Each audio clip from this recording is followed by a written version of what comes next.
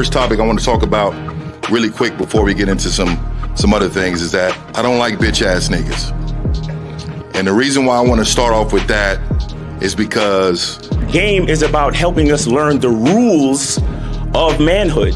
And a lot of times what happens is we don't fully believe in the rules. We don't fully believe in the information. You cannot fear rejection. We got to stand on business out there, meaning that the bitches ain't gonna even fuck with me if they don't think that I'm willing to go the distance behind some shit. everybody in this room, if you had a bitch ass moment, raise your hand. When I say I am, I want you to say a motherfucking man. I am a motherfucking man. Like I said, y'all should have bitches. I'm amazed. It's a struggle for some of y'all. Once you find something that you're into, it comes before everything else. And then even when you deal with a woman who's into you, she has to compete with that thing, whatever the fuck that is, right? Stand up if you believe in fear. Stand up right now. Everybody stand the fuck up.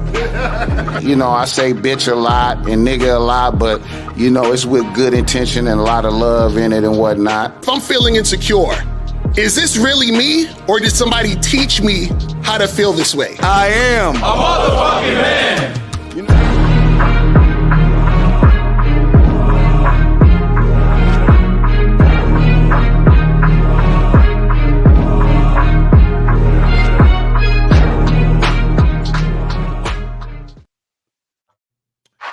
Yo, back. Yeah. Mr. Justin is in the building. Salute to What's you, family. going on? Been a minute. Good to see you again, fellas. Yeah, I had my hands full for many weekends in a row. Finally got some free time. Matter of fact, Yep. Since we are talking about you, won't you tell the folks where they can find you at? Because you've been doing some lives lately, and let them know what's up with you and where they can find you at. Oh, yeah. Well, it's the dominanceacademy.com. That's where all of my wares can be found. Did some restructuring on how everything appears and what's available. New products in there. There's ebooks, there's PDF downloads, all at really good entry price with just basics for guys who really just don't know anything about desire, attraction, like how to look good, how to carry yourself. But it all matters. You know, everything starts with the basics. So, yeah, you guys can check that out. And, you know, and my YouTube channel, which is the same as the Dominance Academy. Nice. All right. And Mr. Luxury Soap himself. What's up with you, fam? Oh yeah, man, luxury soap, man. But you know, based on the current happenings in the YouTube streets, I gotta keep the condom connected, man. I gotta keep the condom. Yeah. Shit going on these days, man. Yeah. No. You never know when you might need one of these. No way you might. Carry them in your car. Matter of fact, carry one in your car and one in your pocket. Facts, man. So make sure y'all have your condoms. Make sure y'all get your soap. Hit that QR code and get it popping, man. It's your boy Miles Cunningham. Shout out to the panel. I'm glad to see everybody, and let's get it. All right, Jay Roman. Looking like a bodyguard / aviator. You know, like you fly planes. Helicopter pilot. Yeah. I can get them on and take them off the plane too. Get to the chopper. But yeah, Zach, like always, man, appreciate you having me on here and updates with me as far as being on this YouTube space. Of course, we go live on Mondays with Mac Game Monday with 1950.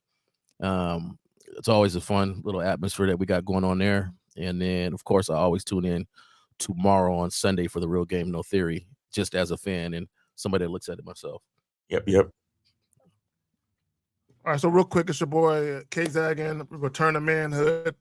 Manhood is a skill set, indeed it is, and unfortunately, there's a lot of males out here that lack that skill set, but we're here to help them find it, as well as their identity. Shout out to the masculineidentitymembership.com, and also to be a dominant man. Shout out to the Dominance Mindset, or Dominance Academy. Right. Okay. And you do need to have a dominant mindset. By the way, guys, you know, the Masculine Identity Membership is free for the first 7 days. We got a spring sale going on. So go to masculineidentitymembership.com because it's free for the first 7 days. So make sure you take advantage of the spring sale. We got Dave G with a $5 super chat. He says, shout out to the panel. Mr. Justin's mustache looks like he owns a dog named Old Rusty. All right. Nah. Look, Hilarious. But I did just get a puppy. I'm a little Yeah. older.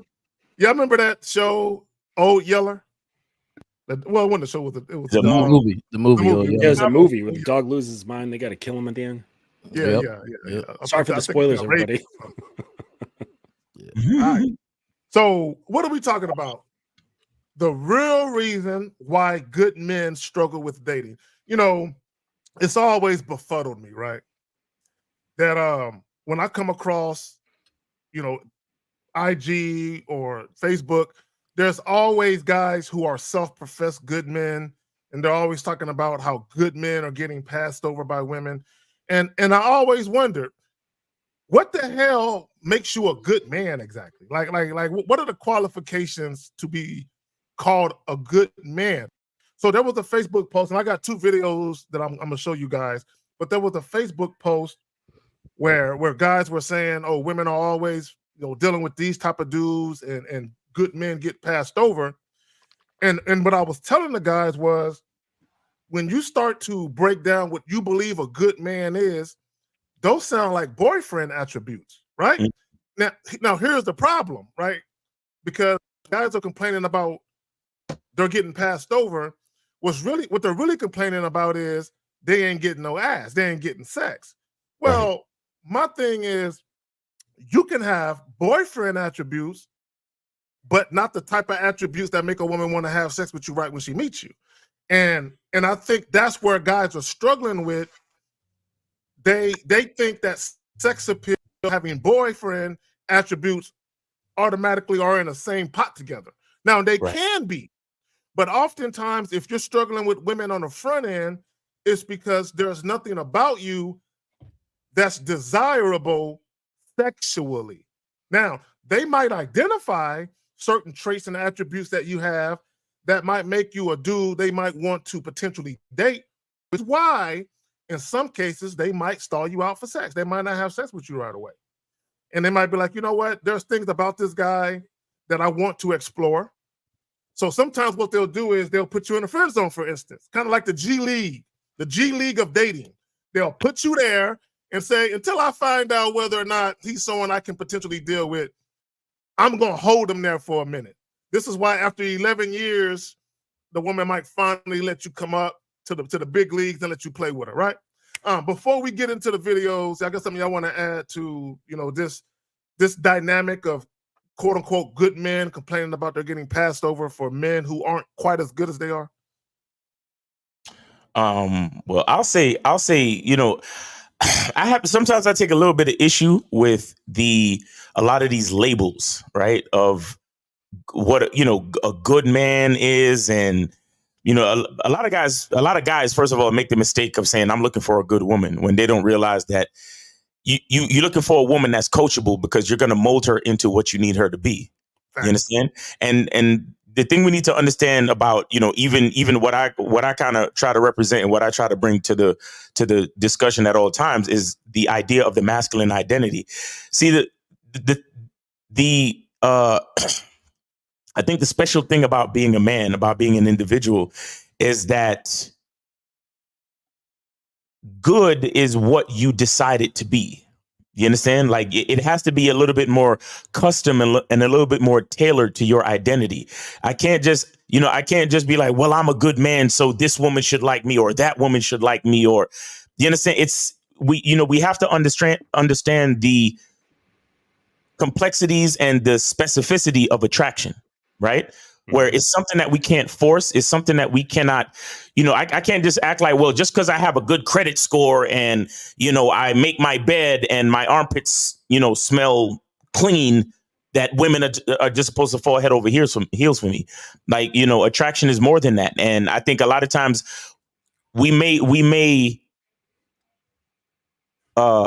limit ourselves when we get into these labels of what we think a good man is. Now, do I try to consider that I'm a good man? No, I try to consider that I'm the best Miles Cunningham. You see what I'm saying? Meaning that I'm more detailed, I'm more specific, where I understand that I'm the best option for that woman, not because I'm a good man, but because I'm the best me. You see what I'm saying? And so when she recognizes the value in the option, she has to recognize me. She doesn't, I don't care if she recognizes her definition of what she thinks a good man is, based on society, based on narratives, based on the book she's read and all this other shit. Right. I want her for it to be a little bit more cohesive, where the man that I am works out to be a similar idea to what she thinks a good man is. And then it comes together that way. You get what I'm saying? Where it's just a little bit more customized. It's a little bit more customized because a good, like, for example, and I know you might have something to say to this, Mr. Justin.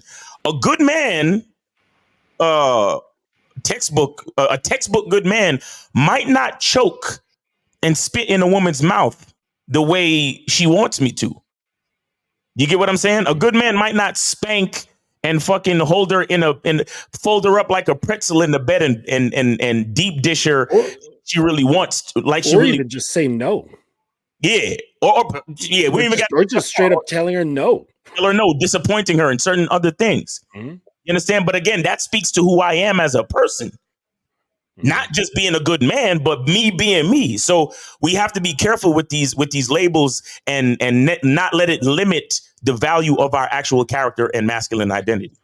Miles, just real quick, when you were saying this about good and how we can't really define it and the labels and all that stuff, it's kind of like, remember I came to you like some weeks back and I was like, it would be a different situation if I came to you and I said, Miles, what's a good camera? Mm-hmm. You'd be like, exactly. that is way too broad of a question. There's so many different cameras out there that can do different things for different purposes, and all sorts of variables in between.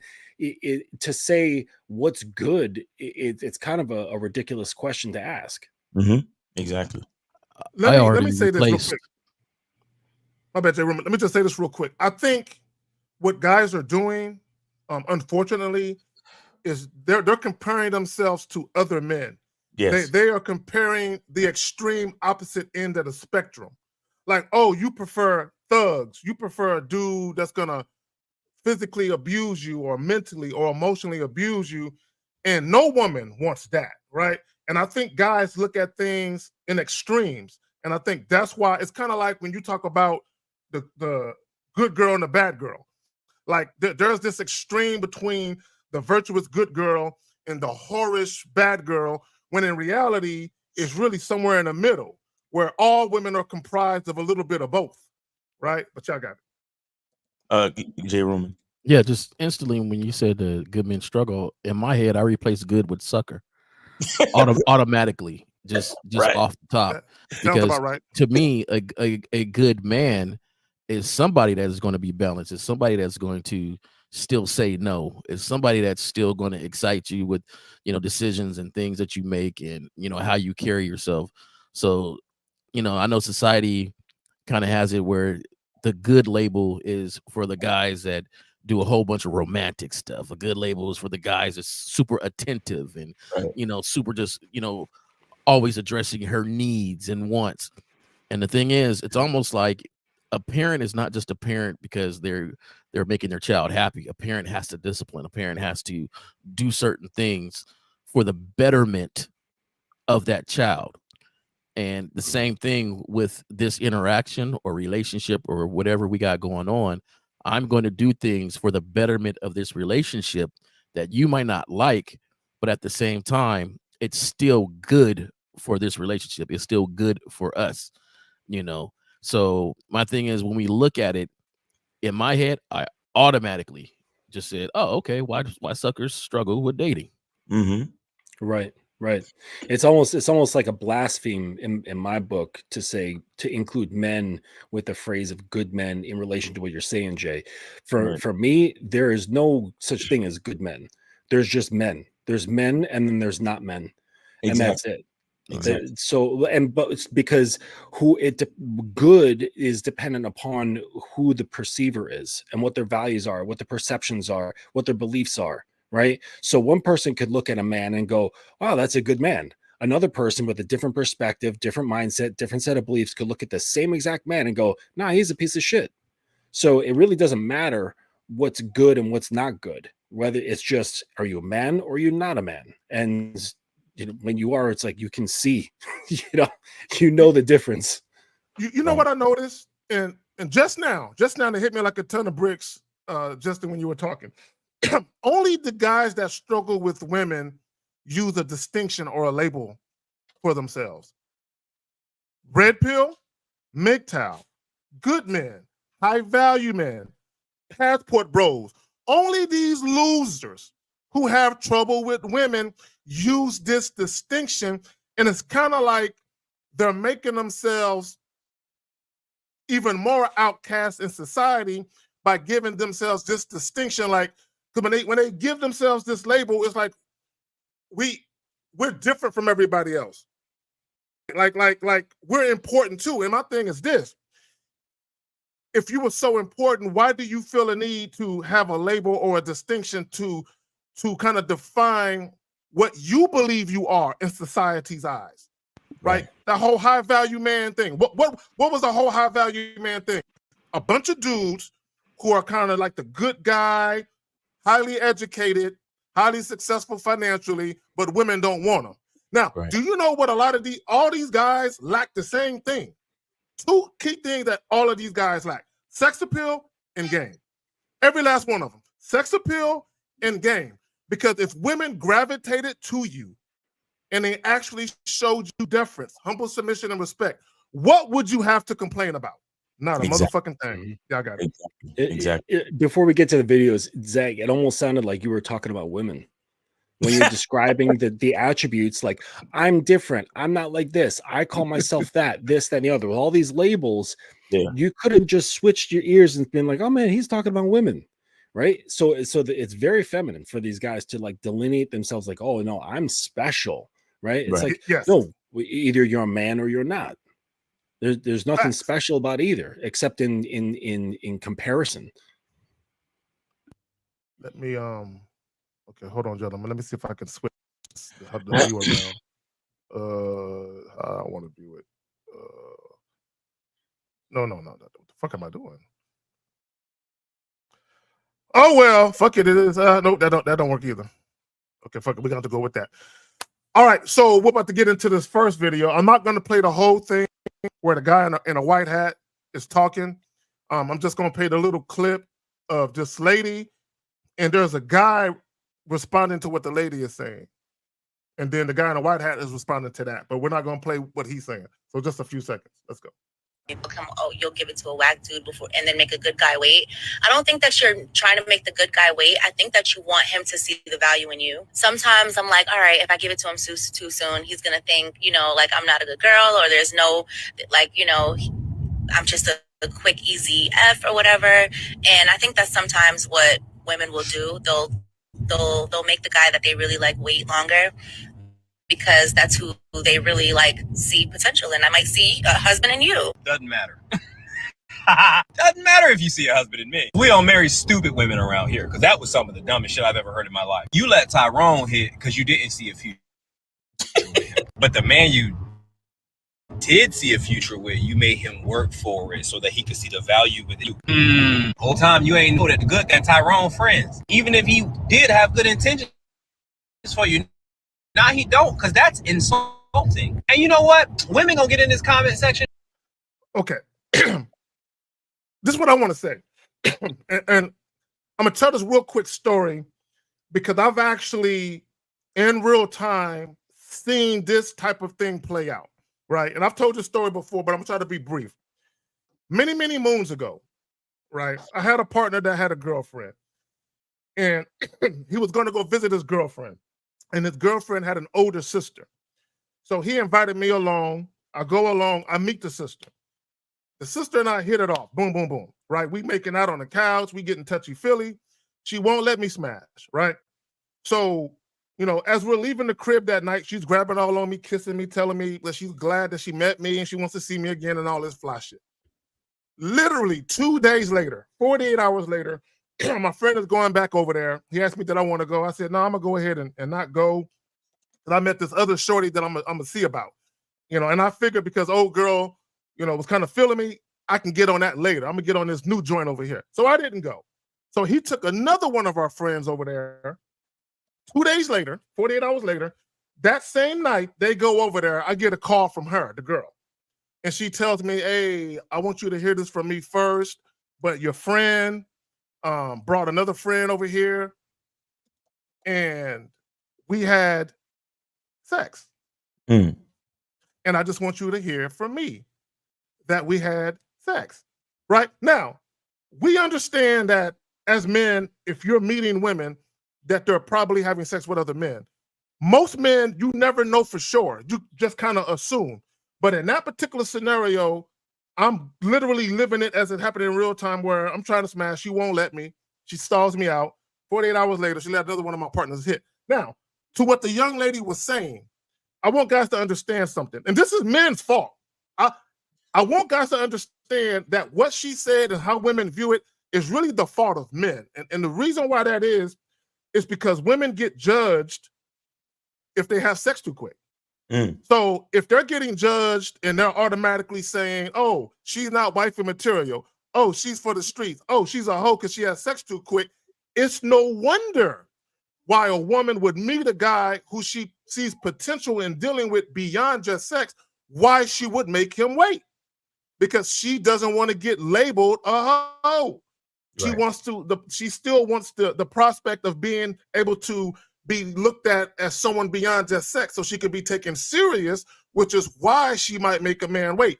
Now, guys, I tell you all the time, don't deal with women who are not sexually attracted to you. Don't deal with women who control sex. But there's still a dynamic where you're going to have certain guys who women say, you know what? I like this guy. I see something there beyond just sex. I don't want him to judge me, so I'm going to wait. I guess something I want to add, Ben, before we continue. Yeah. Yeah. When women say this shit, it's the only thing is this: as men, we need to have more of a binary mindset when it comes to this shit. A woman is attracted to you or she's not. You understand? Either she's looking at the fear of being labeled a hoe, or she's looking at the pleasure of fucking you. Yep. You understand that? And as a man, you shouldn't be worried about what she wants. You should be focused on what you want. So, like even in your story, Zach, you know you wanted to fuck that girl that night, or whenever you came over and y'all was kissing, talking. You should have. If you was. I mean, I'm sure you got more game and experience now than then. Yeah. But as a man, you gotta look at this situation and ask yourself: Do I want to make out with this bitch, or do I want to fuck this bitch? Yeah. And then why? And after like the first couple of minutes of making out, you gotta start moving. You gotta start moving to unbuckle the pants or get your hands up the dress or something. Yeah. We did all that. She wasn't with it. And I said, you know what? If we ain't gonna do all of that, this making out shit got to stop. Like, yeah, exactly. Exactly. We gotta cut the short shit short and keep it the fuck moving. Because let me tell you something about a woman. They could talk all that shit they want to talk, but when they're attracted to you, they're not thinking about being labeled the fucking hoe. That's facts. When they're attracted to you, they want to be your hoe. When they're attracted to you, they want to do all of that nasty shit, and they're not worried about what they're going to be called the next day. You see what I'm saying? And this is why we can't worry about a female's fucking agenda.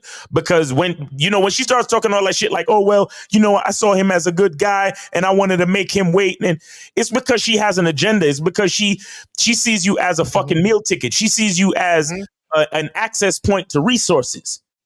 And once you become an access point to resource, it's not even at that point. It's not even about her attraction. It's about what you can provide to her as far as, like I say, resources. Let me say this, gentlemen, and I want to piggyback off what Miles just said, because this is very, very important. And this is something that I realized shortly after that situation with that woman.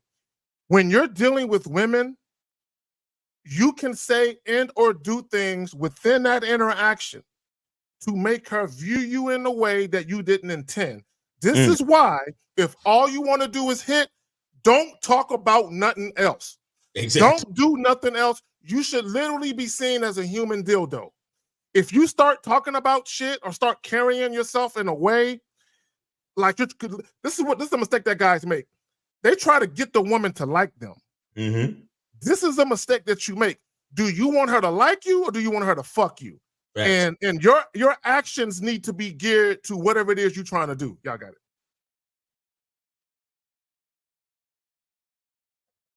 Yes, these guys are largely more concerned about being unlikable. So they spend more time trying to be likable because they think, well, shoot, if she likes me, then she'll be able to give it up more. Mhm. And this is a really low level sort of thinking. Like the more advanced level of thinking is really not allowing a woman access to your dick like that. Mm. Because if once you get to a certain point and you understand the level at which you can influence a woman just through certain elements of your presence, and how deeply you talk with her, then you realize that fucking her can really change things for her. So that can't be just given to anybody. That just can't be just given out to any woman, because they may not be deserving of those sort of things. And it's like, well, some guys be like, well, I'm just going to give her the 10% dick. It's like, well, why are you giving away 10% of your dick at all? Like, why are you giving any of it away? Right? None of me is for free. Mhm. None of it. Not one bit. And just saying okay and spreading your legs just isn't good enough. Right? Mhm. Because like, honestly, like, pussy's not a big deal. It's not a thing. Like, and I could understand, guys who just don't have access to, like, oh my God, what are you talking about? But the fact of the matter is that it's just a warm, wet hole the size of a quarter. It's really nothing special. Mhm. No disrespect to women. I'm just saying that's what it is. Right.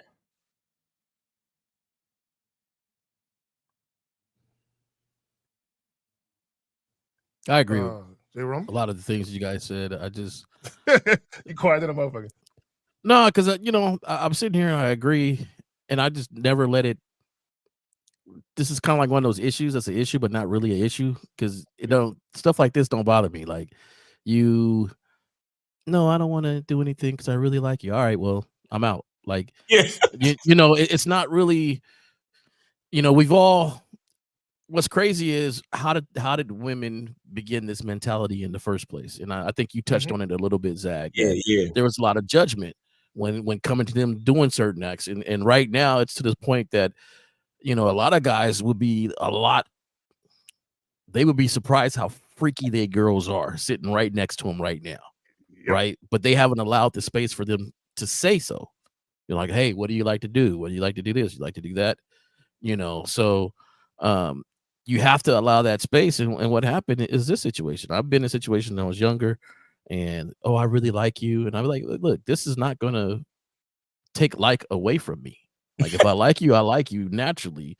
We're still cool. This is just the act of sex and things like that. And when they really felt that there was no judgment, it was on.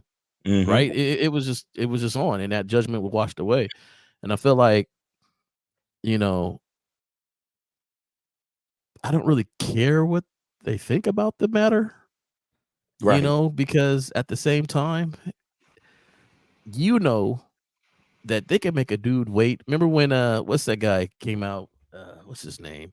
With the whole waiting rule for the ladies, and Steve. Steve, like, we all know that it doesn't matter how long you really want to wait. If a guy was into you and wanted more from you, that's what he would do, and vice versa. So to me, it took it straight off the table a long time ago. Like, this is nothing. Like, this is a game. And if you're into playing games, then I got to roll anyway, because I don't like the game you're playing. Either you like me or you don't. And I think that's the mentality that a lot of guys should understand. It doesn't matter if you feel like you're a good guy. I was a nice guy. I bought her flowers for the date and everything, and I find out, Tyrone around the corner didn't do none of that, and he got it. Well, she wasn't really into you. It had nothing to do with that. She could have made you wait forever. You could have made her wait forever. Once things happen, nothing would have been positive anyway, because she really wasn't into you. All she tried to do was put you, like the comedian, put the dick in the bottle and put it on the shelf and break in case of an emergency. That's it. So she's really into you. Instead of fucking her, just tell her to go make you some waffles or something. What? Hey, give her a tap. That will throw her for a loop, because she's really into you, and then she's thinking, oh, guys just want sex, you want to fucking, like, no, we're not fucking. I don't know if you're ready for that yet, but what you are ready for is making me some dinner, so hop to it. There you go. And that'll throw her for a loop if she really likes you. Let me say this, Dan Frank, y'all going out on 3 dates with these chicks, dog? That's I agree with on the third date because there should be action by then. Oh, okay. Yeah, I'm not. Hey, let me just say this, guys. Do what you do. Just don't get mad at the woman when it don't work out to your favor. Right. But I'm not doing no 3 days with no chick, dog. You know what I'm This is saying? the thing that gets me with stuff like with statements like that, right? Like there's a set number and all this other stuff. Yeah. Like we make dating and this, well, maybe because it's easy for some people. I just feel like people make it harder than what it really is, right? So you go out and you meet a young lady and you genuinely like that young lady, right? You just genuinely enjoy conversating. I met some girls. They are funny. They're comedians, right?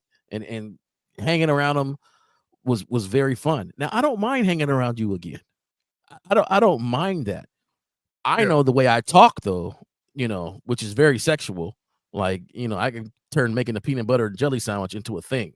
So, you know, I know that by the time of me talking, if this is what I wanted from you and you're not really into that, I'm going to know that already. But if I genuinely like hanging out with you, then yeah, we could do it again. I don't care how many times this is. Well, we can hang out. Now, I don't have too many girlfriends, girls that are friends. I just don't have too many of those. You know, very, very few. Because all the other ones didn't wind up being girlfriends, you know? Yeah. So the thing is, if you genuinely like hanging out with somebody, then don't have a set number of dates you go on. Are you getting the interaction that you want? If you're not, then if you didn't get it on the first date and that's what you wanted, then move on. If you didn't get it on the third date, then move on. But don't go to the third date not really liking the person and not getting what you wanted. And the only reason why you're on a third date because you got this countdown in your head, or she got a countdown, and you feel like, well, if I survive to the third date, she'll probably give it to me. And then when she don't, you're like, oh man, they don't recognize good guys. They don't recognize these good dudes. That's the thing right there about the third date thing. My thing is, this is what I would say. If you're the type of guy where you know a woman is sexually attracted to you, but like Justin was saying, I'm gonna make her wait for this. And you don't mind kicking it with her because she's taking you out on her dime, hashtag her debit card works too, or she cooking, that's something entirely different. Or if you're a type of guy and you're not into casual sex and you prefer some type of profound emotional connection or bond with a woman before you lay with her, cool, do you. But if you're going out on all these dates with a woman and the whole time you're just doing it, hoping and praying your time to have sex with her is gonna come, bro, that's a monumental waste of time. Right. Real quick, Tony Praying Mantis with the $2. Sup, K, helping build your YouTube channel. All right. I want to say this real quick. I think that in general, guys need to just stay focused on their agenda. As men, we're the leaders. So it's all about why I'm here. It's about why I like to be here with you and why I like you. Okay, so I'm a man. If I say I like you because you are sexy to me, meaning I want to have sex with you, if we are not doing that, then I don't hang out with you. That's literally it. And that's the part that so many men fuck up. So this is why this guy is on the third date, because he's doing shit based on her leadership. That's really all it is. Now, like you said, if you actually enjoy hanging out with a chick because she's funny or because of whatever, then you are doing something because you want to do it. But that's still a slippery slope, because if a bitch is good at telling jokes and she makes you laugh, then she's still in a way leading. Because if you went to the date like, yeah, I'm about to get some pussy tonight, but then you sitting on the date and she started telling these jokes, and then you start enjoying the jokes more than your original focus, you have been diverted from your original plan. You understand? And that, to me, that's an issue. In my opinion, that's an issue. So she could be funny, she could be cool, but I set out tonight to get pussy. So if I'm sitting here laughing at the bitch's jokes, I just been distracted from my plan. You get what I'm saying? And as men, we got to remember our plan. We got to remember why we're doing something. We got to move with a purpose. So all of that shit that I don't care why she likes me. I only care why I like her. Ooh, I like that. I like that, Miles. And let me just say this. Guys, you should always be dictating the pace and flow of the interaction at all times. You should always, it should be going at the pace you want at all times. But like Miles said, I don't care why she like me. I'm just interested in why I'm dealing with her. And if I feel a certain way as to why I'm dealing with her, then that needs to come to fruition. It needs to happen exactly how I desire for it to happen. And her slipping her agenda in there and kind of get me off course of my own agenda is absolutely unacceptable. Ain't gonna fucking happen. Right, so let's go ahead and play this last joint, and then we can go ahead and start taking calls. All right. Some of the men who are in the red pill community who are upset and hurting is because they are delusional around their behavior, right? They are delusional in why it works. And maybe she's not even rude or disrespectful. Maybe this one is actually clear. I don't want a relationship with you because she recognizes you cannot mentally stimulate me. I'm not mentally stimulated by you. Our conversations are very rudimentary.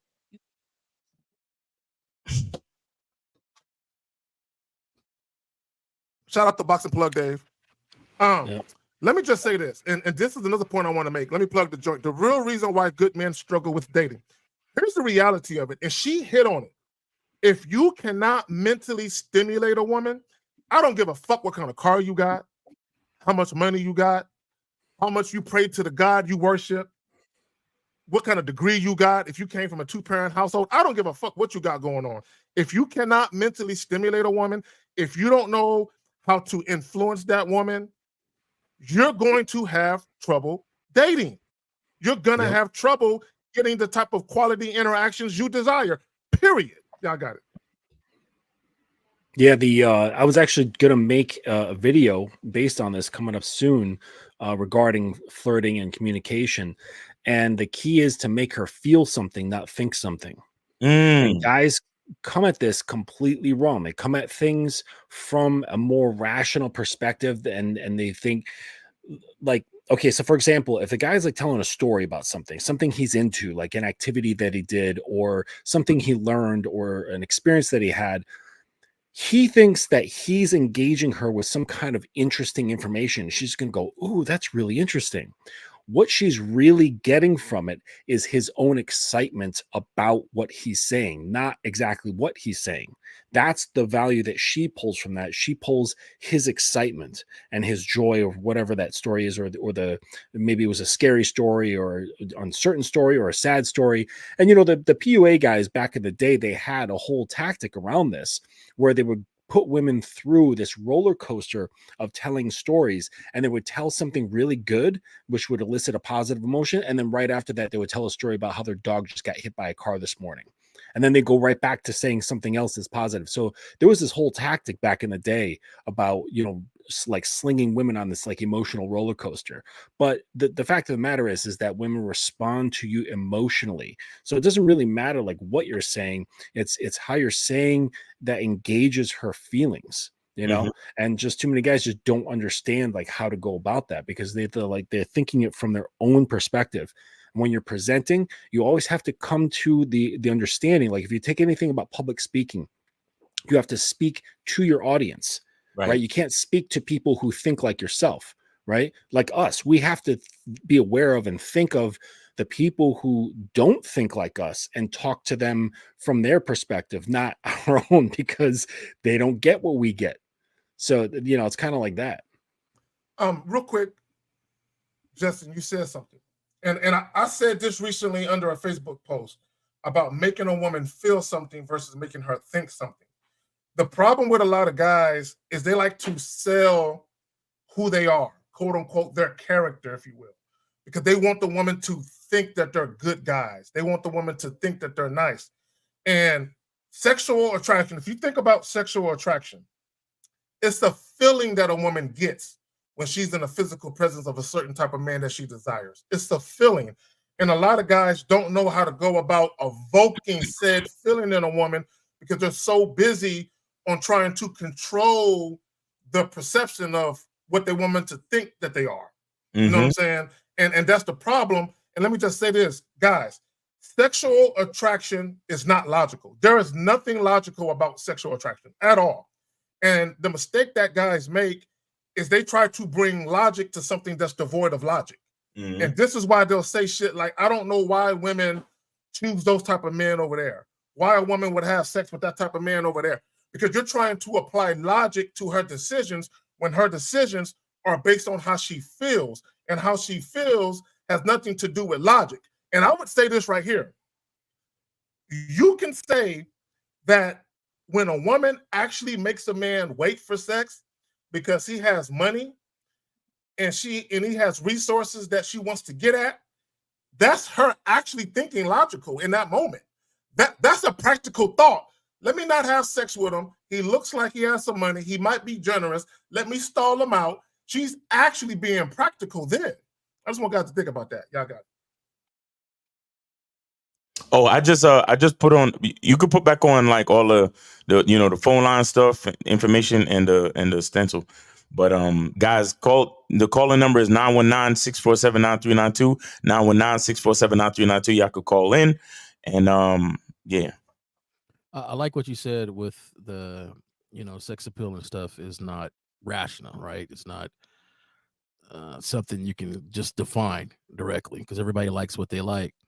And I think when more guys understand that, it will kind of free them up because they're trying to do things to be impressive, like you said, to sell themselves. The bottom line is, I didn't even know this whole thing. Justin was saying how, you go on this emotional roller coaster technique, and, that just kind of baffled me for a minute. Like, these cats is actually really trying to put together playbooks, and what the one thing the playbook is missing is you, like the person actually knowing you.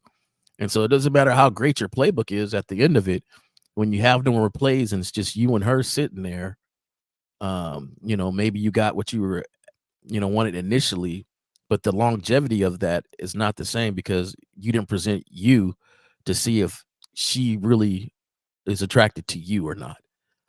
And the thing is, a lot of guys, they worry about the attraction as a massive thing, right? They want this macro, like I want everybody to be attracted instead of finding the one that is attracted to you, the one that feels it. And I think that's the thing that society has, this thing like, if you do this and you have your hair, your comb, and you do this the way you do it, and you'll be attracted to this amount of women. And the thing is, that doesn't really work, right? Because I never forget, I was, I've been a kind of husky dude my whole kind of life, and I met this one chick, that built, right? Everybody's like, ooh, look at her. And she comes up to me and we're sitting, we're dancing and stuff. And she's like, I really like thick dudes. Right. And it's like, one, don't call me thick because dudes are thick. Right. Let's get that straight. Bitches is thick. What the fuck you talking about? Right. So, but that's her flavor, right? Because we all have a certain type that we like. I like tall women. I like, but we one all in the line, but I like tall women, and she liked bigger dudes. That's what she liked. Right. It didn't matter what her girlfriend said and, what my car looked like or nothing. She looked at me and said, man, I like your stature, and we went on from there. Sex appeal, you don't know what people are attracted to. You don't know what little things, I know a girl that's attracted to people stuttering. Can you believe that? Oh, wow. Right? Like she had a relative that used to stutter, so it doesn't do anything as far as it doesn't turn her off or nothing like that. And in fact, she doesn't mind people stuttering. I felt that's kind of weird, but at the same time, you never know what attracts people. So why not be you? It's so much freer just to be you, and always improve yourself from your own, on the man that you want to be. But you'll be surprised how genuine and more connections you get when you just present yourself truthfully. Facts. Let me say something regarding the comment right here by No Data. Sex is negotiable, which is why you have sex workers, which is why you have sugar daddies and all that other shit. Sexual attraction is not negotiable. Okay, a woman is feeling it or she's not. Okay, you can't negotiate genuine sexual desire. You can't negotiate it. And I think a lot of these guys who are self-professed good men, that's what they try and do. They try and negotiate with using logic. Hey, I'm a good guy. Hey, I'm not going to mistreat you. I'm going to be considerate and thoughtful. Hey, I'm even going to acquiesce. And you said you wanted to eat instead of going to coffee. I'm even going to do that for you. And they think by virtue of doing something that the woman likes, that automatically that equates to her desiring to have sex with him. It don't work that way. It has never worked that way. Y'all got it. Guys, call in 919-647-9392. Call in 919-647-9392. We ain't gonna be here forever, so make sure y'all take advantage. Call in. It's a free call. You can donate if you want to, but you don't need to. So guys, call in 919-647-9392. And I was gonna say I saw this comment in here about this guy's like B Daddy with all of his red pill talking points. But yeah, sex is negotiable. There's tons of people who negotiate sex. Women negotiate sex all the time, where they're like, you know what, this guy did this, he did that, he's kind of cute, I'll give him sex. Right. But it's not real desire. She just feels like, tossing the guy a bone, or maybe she just feels like getting laid or whatever. But sex is constantly negotiated. In marriages, sex is constantly negotiated. And that's the face, Miles. It's gross, but it happens. It's one of the most common things in marriage is negotiating for sex. All right, so what if I take out the trash and mow the lawn? Will you fuck me then, wife? Well, right. And sometimes she does, and that's just it gets weird, man. Oh my God. Well, even if you're dealing with a woman and she tells you, "Oh, I'm practicing abstinence," or "I prefer to wait," and you continue to deal with her, she just negotiated sex with you. Mm-hmm. She's telling you have to do X, Y, Z, and then maybe you can get to the goodies. That's negotiated sex. Why would you want to even be in that situation and negotiate that? It's right. Crazy. And the whole. Yeah, guys, the calling line 919-647-9392, 919-647-9392. Yeah, I was gonna say, that's where the limitation with the good men stuff come in. MF James says, what level of flavor should you allow a woman to do if you've established you're just fucking her? Favor. What level of favor should you allow? You see, it's questions like this that let me know that most guys really don't know who the fuck they are, which is why I created something called the masculine identity. I appreciate you coming here asking a question, but why would you come to another man to dictate or tell you how to run your relationships? You see what I'm saying? We can't actually answer that. We can't, because you're supposed to know how you want to treat your fuck buddies. Right? You're supposed to know how you want to treat a woman that you decide to vet for a longer term situation. You're supposed to know how you want to treat a one night stand. You're supposed to know how many dates you're willing to go on before you say, fuck it, I'm not trying with this chick anymore. You see what I'm saying? I mean, all we really do is give you guidelines, guys. Yep. All we do is give you guidelines, but we're here to encourage you to think how you want. So it's like, what level of favor? And then we have to get into what are the different levels, and what do you mean by favor? What are we really talking about, MF James? Are you paying her bills? Or, are you being a man? How many times a week are you seeing her? Like, how much time are you giving her? Are you calling her? What are you doing? What are we really talking about? All that questions with no sense of identity. And to your point, Miles, because you said a while back that what we do essentially is give best practices. Right. And your question, like Justin and Miles stated, is rooted in your own unique identity, right? And see, this also tells me that a lot of men have no standards. You guys have no standards. And I'm going to tell you, put a man in the dating scene with no standards and women will eat you up. Right. You guys ain't got no standards, and you're flexible. And you're flexible based on how, fat the girl's ass is, how pretty she is. You're flexible and you have no standards. So what happens is you kind of bend to the whim of how attractive that woman is, how bad you want to have sex. And Lord forbid you in a dry spell, you hadn't had sex for months or years, you really gonna bend the knee for her in that case. And that's what a lot of guys are doing. And you're frustrated because, like Miles said, you have no identity. Shout out to the masculineidentitymembership.com. You need to find out who you are, which is why one of the things that we always talk about is manhood, because the foundation of your identity is rooted in manhood.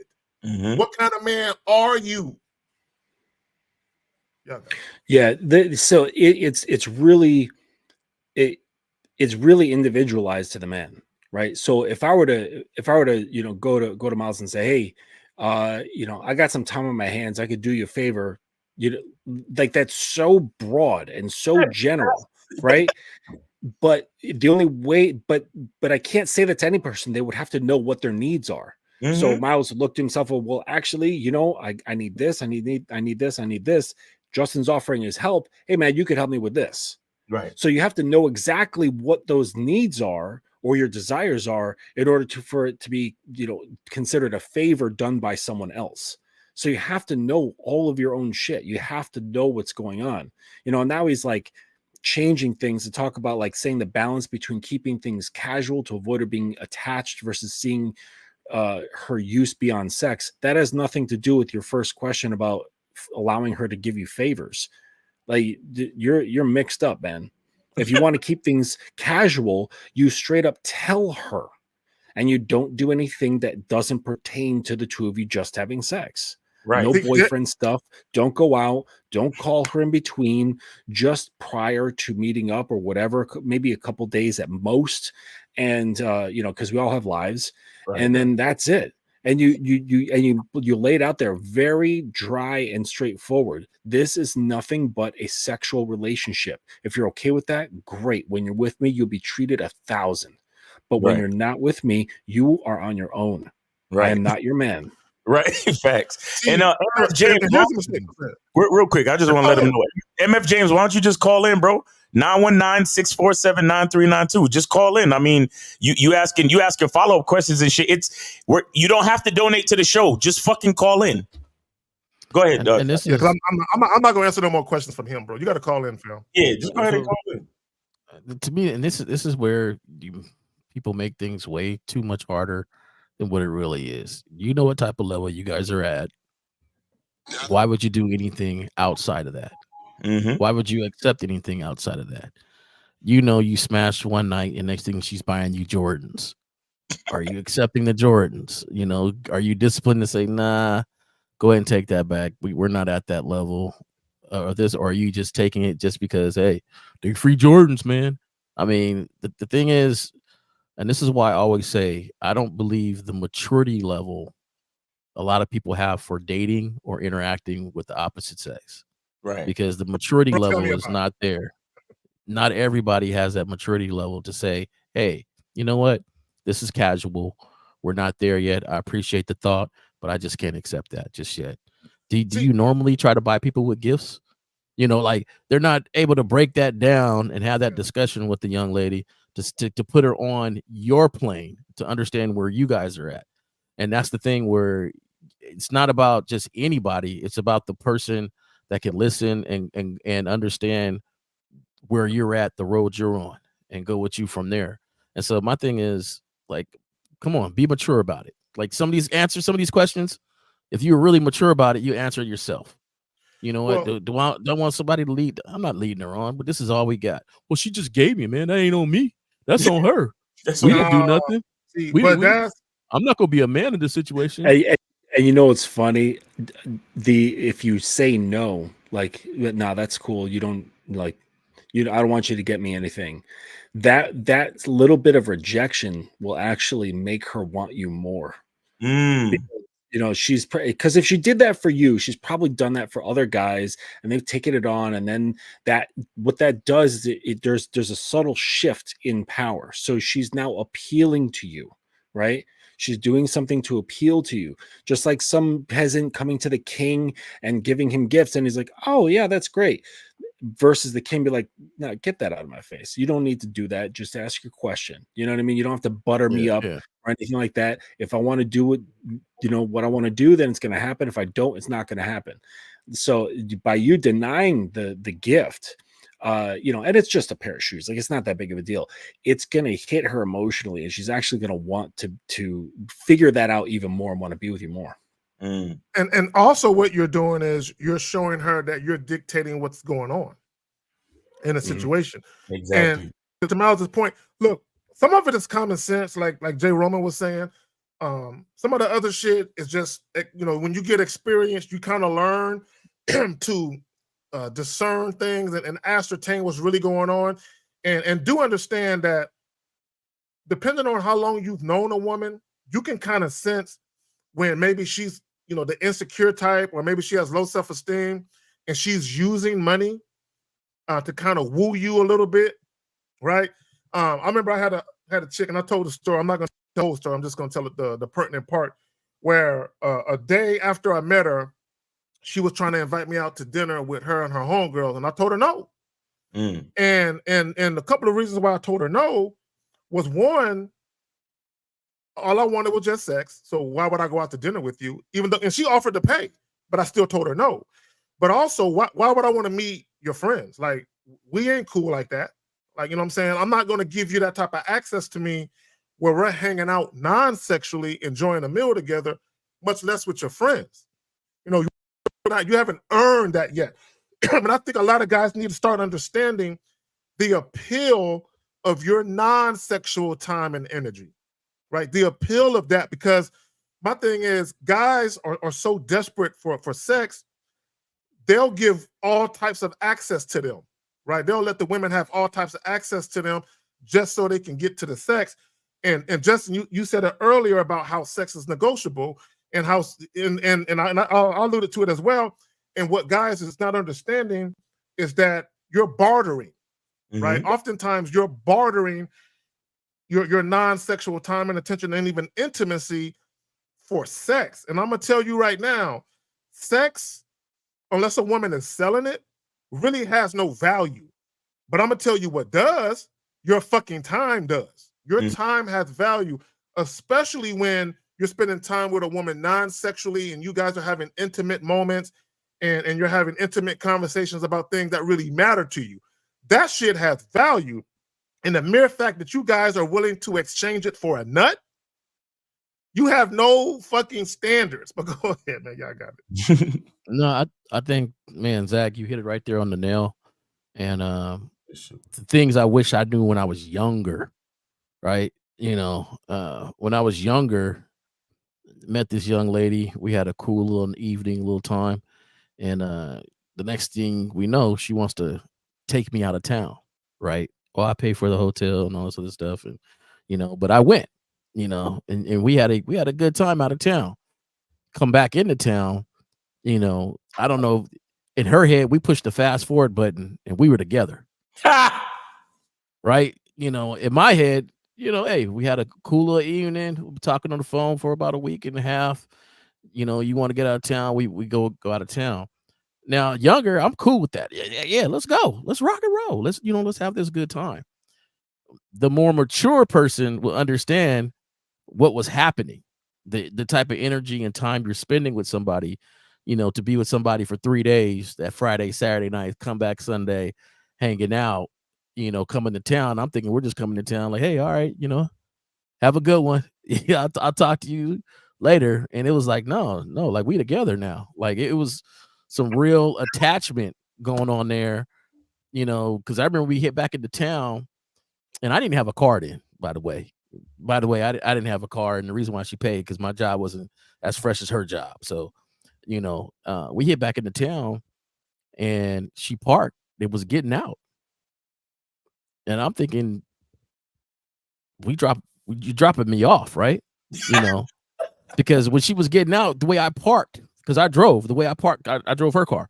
The way I parked, I figured she would just walk around and hop in her car to go. Yeah. But you parked in catch out mode. Yeah, like, but she drove and parked.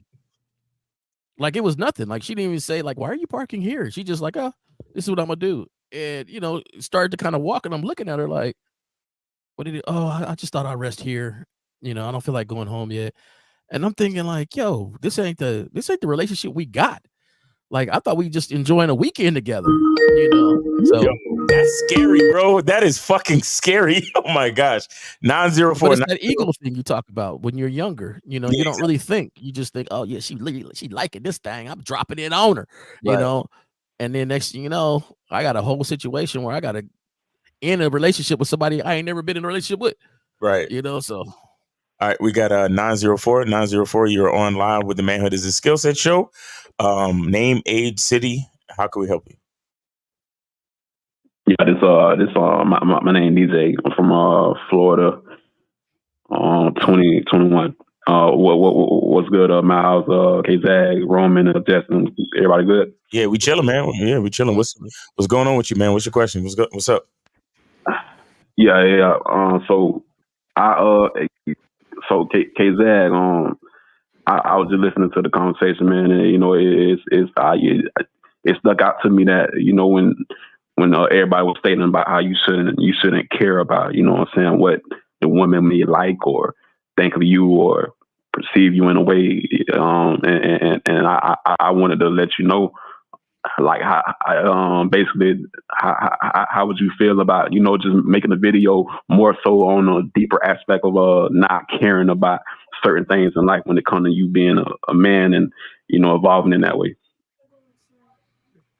Okay, cool. I think I might be able to finagle that, fam. I think I might be able to finagle that. And let me just say this right quick. And here's the bottom line, okay? And this is why guys shouldn't concern themselves with what a woman likes or why she likes you and all that, because that's not conducive to your bottom line. That has nothing to do with you, right? How she feels is how she feels, right? And oftentimes when people perceive you to be a certain way, it might not always be accurate anyway, right? And, you know, there's a saying, right? You ain't got to lie to women, they'll lie to themselves. So sometimes if a woman likes you enough, like Jay Roman was saying, she'll conjure up this whole thing in her head about what you guys got going on. You know what I'm saying? So you can't really concern yourself with that. And Mr. Justin alluded to it earlier as well. If all you guys want, and Carl, I know this is not what you're saying, but if all you guys want is a sexual relationship, not only do you have to verbalize or articulate that to women, but your actions gotta match up. You cannot tell a woman, hey man, I'm not looking for anything serious. I'm just looking for a fuck buddy thing. But you spend the night with her. And then she waking up and cooking breakfast for you. You're no longer in a fuck buddy situation at that. But that's something else. You guys got something else going on. And what a lot of guys do, they like to blur the lines because they kind of like the boyfriend energy, girlfriend energy. They like that a little bit. But just because you tell a woman something, that doesn't mean she's going to take it as so. Your actions don't match. Y'all got it. Okay, appreciate it. So Carla, why do you care about what a woman likes anyway? Nah, I don't. But it's the thing of if I like say if I do interact with women, whatever, right, for whatever reason, I'm not concerned about it because if it don't got something to do with, you know what I'm saying, what I got going on in my life and what I want from her at the end of the day, then it's like I don't put that above myself because I noticed that, you know, it messes up the whole dynamic and process. You know, I had to learn that over time because I did at one point in my life I was doing it, but right, I tapped in. We all did. I think we all kind of did it to some extent. Exactly. Nobody. We all. I mean, and even to take it even further, like as people, right? We kind of always worry about what other people think in general, like, you know, like how we look to our friends, how we look to our family, and we worry about these things instead of focusing on what we want. But yeah, I mean, the trick is to just remember that what you think is the most important. You understand? What you think is the most important. And so if you keep that focus and you keep that attitude, then you'll start to notice the women who value what you think as well. And then you realize, okay, these are the type of women that I can move forward with. These are the type of women that I can it's more efficient and advantageous for me to spend my time with. You see what I'm saying? The women that want to do what I want to do, the women that are interested in what I say, the women that follow my instruction. You see what I'm saying? So, but this is why this is why you got to have an identity. This is why you got to have a masculine identity. This is why you have to know who you are, love who you are, embrace who you are, and have the belief that whatever you want, whatever you desire and whatever you want is the right thing. You understand? A lot of times we allow others to shame us into believing that there's something wrong with what we want. Like there's something wrong with what we desire. Like, you go to, let's just say you go to a breakfast spot like IHOP or some shit, and you sitting with your friends, and then you order steak and eggs. And then your friend's like, ew, you order a steak and eggs? What's wrong with you? Why don't you order some pancakes or something? And then you start to feel insecure about the fact that you like steak and eggs. And it's like, fuck that. If I like steak and eggs, that's what I'm gonna order. And if y'all got a problem with that, then that's your problem, not mine. You see what I'm saying? So it's the same thing when you're dealing with women. It's like, damn, you look real sexy in that outfit. I'm trying to take you back to my apartment. If she look at you like, ew, you a pervert. Why are you talking to me like that? She's just literally not the type of woman you want to fuck with. You want to fuck with the type of woman that when you say, God damn, girl, you look sexy in that outfit, I'm trying to take you back to my apartment. She used to be like, oh, you just talking. You just talking. I want to see what you're really going to do. And when she starts saying shit to kind of support your statement, then it's like, okay, yeah, this is the type of chick that I'm going to fuck with. Do you get what I'm saying? So that's really all it is. You just staying focused on what you want. Because remember, you got to have the erection. You got to have you got to be the protector. If there's a bump in the night, you got to be the one to get up and go check it. You understand? Like, as a man, there's so much built-in responsibility with our presence that's the reason why we have to be the leader at all times. That's what a lot of people don't really think about. When they think about like dating dynamics, it's like, yeah, we live in a civilized world and everything is all cool. But when everything goes to shit, it's always the man that they look to. So that's why I get to lead. You understand? That's exactly why I get to fucking lead. But so many men don't realize that because the world is so soft today. So a lot of guys are just unsure. Well, I don't know. Maybe I'm being a little bit too, toxic masculine, and I might be too forceful with my opinions. And I might, I don't want to order steak and eggs because, steak and eggs doesn't require any syrup. And maybe that's the reason why my friends look at me funny, because you get what I'm saying? Like, you got to stand on your shit. Because when shit hits the fan, everybody gonna be looking at you for protection and for guidance and for leadership and shit. And guess what? You gotta actually be able to perform in that type of situation as well. So at the same time, you gotta lead from. Make sure you're leading before the shit hits the fan. You get what I'm saying? Make sure you're comfortable with your opinions and your guidance and your instruction being the go-to, being the golden standard within the situation. And guess what? Nobody is going to willingly support that ideal until you do. Let me say this. You should be leading from the time you say how my name is. Facts. From the introduction, you should be leading. You don't deviate from that. You stand fast with that shit, and you never ever allow yourself to be flexible in any moment with your leadership. Ever. Because I'm gonna tell you right now, let me say this real quick. See, the problem that a lot of guys have, the majority of men, now we've all experienced this when we were younger. Some of us understand the potency of consistency. Other guys still don't get it, or they just don't understand. Part of the reason why a woman would respect you, even admire you, and want to submit and follow you is because you're consistent. Whatever you say gets done, right?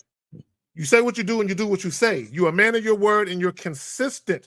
Because I'm going to tell you, the moment that a woman sees you're not consistent, she can't trust you. Y'all got it. Exactly. And real quick, shout out to Scales Fitness for the $5 Cash App he sent me. So appreciate you. I would say this too, though. Just because you're a leader doesn't mean that you're not followable. Leaders can make mistakes too. But the one thing about it is if you're leading, you know what mistake you made and you can correct it. Yeah. And that's the thing with leadership. It's you're going to take ownership of everything you do. And sometimes you might make a decision that doesn't go too well, but at least you know the thought that had you go to that decision, and next time how you can make a better decision. And I think that some guys have to understand it. You don't have to be perfect next to anybody. We're all imperfect human beings. Right. But at the same time, if you're still leading, you're going to learn from it, and it's going to teach you how to make better decisions, and it's going to keep you moving forward because now you know what to do and that aspect. And if you keep piling those up, sooner or later, things are just going to keep going smooth. And after a while, you're going to be a smooth leader where it's like, hey, hey, nothing goes wrong with this guy. He has the answer to everything. And the reason why is because I live life and I've learned from it. And that's the thing. And even in mistakes, I'm still going to be a leader because I'm going to show you how to take accountability, correct it, and then move on from it. And Jay, to answer the general question, and that was great about leadership. When it pertains to the question that was asked about thinking about what women are thinking about women's preferences, their desires, and things of that nature, this definitely is in the minds of good guys, right? Nice guys, suckers, that whole realm of the world. To get through this, and this is for anybody listening, if you do this, all right, all you have to do is just keep asking yourself progressive whys. So you say, all right, well, why am I concerned with what she's thinking? And then you come to an answer. Whatever that answer is, keep asking why, and progressively keep asking why, and you'll get to the root of the matter of why you concern yourself with the thoughts and preferences and desires of women. Mm-hmm. Yeah, that's a good strategy. Mm-hmm. Yeah, But you might come to a truth. That's powerful right there. That was Justin, right? Yeah, Justin. Yeah, that's I gotta apply that technique because that's going deep. That's really going deep. Yeah, appreciate it, Miles, and everybody else who answered it. Y'all hit it right on the nose. K-Zag, that'll be a good video idea too for your membership, and I just want to let you know that question. All right. All right, fam. Appreciate you. All right, man. Appreciate it, all, brother. All right, take it easy. I appreciate it. All right. You too. All right. We good on call? Yeah, we're good on calls. Guys, call in 919-647-9392, 919-647-9392. Batman, call in. He's talking about, can you talk about how to lead? Bro, every goddamn live stream, we talk about that shit. The whole I got a tip for you. First of all, start using your own damn picture. Second of all, start using your own damn name. You'll lead starting with yourself. So don't hide behind a fictional character and a superhero as part of your identity. That's part of leading. There you go. Because you want your woman to follow your suit, right? Right. So you have to lead by example. So be the example first, and then work from there. There you go. So Dave G says, would you say that women fantasize very easily just based on your actions, despite whether she really likes women? I love women to death, but women, bro, have you seen some of the posts that they make, bro? Have you seen these chicks talk about they want to do the 7 foot tall, make $100,000? Yes, yes, bro, yes, all the time. They fantasize. But here's the thing. They love to fantasize. They live in fantasy land. But you shouldn't concern yourself with that, right? Because at the end of the day, women still got to go out into the real world, just like you got. Because guys live in a fantasy too. Mm-hmm. You know, I want a chick that's 29. She's super bad with no body count at all. She's gonna want me and just me. Yeah, guys, y'all motherfuckers fantasize too. You know what I'm saying? Mm-hmm. But the reality of it is this. I want a hot woman that no other guy finds attractive. Exactly. And I don't even want her to think she's attractive. Right. Exactly. She could be like Helen Keller. I want to teach her attractiveness. There you go. And that's, but the reality of it is this, right? And both genders, there are members of both genders that have difficulty dating because they do live in this alternate reality. But once you get your ass off the internet and you go outside, the real reality is going to slap you in the fucking face. You know what I'm saying? So all that shit you say you want on the internet, you're going to realize ain't nobody trying to give you that shit. You know what I'm saying? Because the reality of it is you attract what you project. And I don't understand why people don't understand this. Even guys who are self-professed good men or a good man or a good guy or whatever it is, you attract what you project.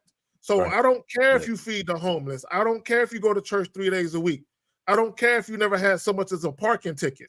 None of that means that women are going to want you once you have a conversation with them. Yeah, but so the thing with women fantasize very easily, and this is both a blessing and a curse, because this is what kind of gets them wrapped up in their own head, and then comparing it to the real world and getting disappointed and all this stuff and this, that, and the other. You just hear about it from their own mouths on social media, Clubhouse, whatever, you know. And but the thing is that it's also a blessing, because that is there. That means that you, if you've got a great imagination, you're creative, you've got a good mouthpiece, you know how to lead, you can bring her to fantastical places within her own mind. And you can turn her on. You can make her have orgasms just by talking to her without even her using her hands. Okay. You can bring her to different emotional places, right? Where she's feeling and experiencing herself in completely different realms. So but of course, this requires a certain element of skill and knowledge and, you know, self-understanding and so on. But the point is that it's a problem, but it's also a great, great benefit. You know, it's like superheroes, you know what I mean? They got their superpower, but they also have their great weakness. But I think one of the key statements you said is you bring them to the world that you create that would align up. And I think part of the problem for most men is they're trying to be the woman's fantasy on her terms. So, you know, how many guys are trying to, you know, not make six figures just for themselves, but to fit this fantasy six-figure thing, and the guys is cutting their legs half off to put metal rods to be taller, and you know, they're trying to jump into fantasies of, you know, this is their fantasy, this is what they say they want, and so I'm gonna jump into that, and then they turn around and get upset when they see somebody that doesn't match exactly, and then they say, well, they don't want the good guy. They want this guy that's messed up and don't have his life ready for together and all this other stuff. And really, you just upset the fact that you're doing so much work to be their fantasy that you don't realize it's fleeting. That it's a wave. Just as fast as she said she want a tall dude, you see her walking by with a 5'11" guy, right? Or a 5'6" guy, and you know, I really want a 6-foot guy, and next you know, that's not what she's dating, and then you're upset. You said you wanted a 6-foot guy. You said that you wanted. No, it's a lot more to it than just that, and that's the thing. And I always give this example to people, you know, about really learning how to be yourself and accept you for you. And I always ask them, have you ever been to a party where you weren't ready to go to the party? Maybe you was on a vacation, right? So you didn't bring the clothes that you want to bring. Or maybe you was somewhere that you just didn't have the outfit that you wanted for that occasion, and you still went and you still had a good time. Right. And the thing is, Jay, go ahead. Go ahead. Is that Lucario's picture? Oh, I was just gonna. It does look like Lucario a bit, doesn't it?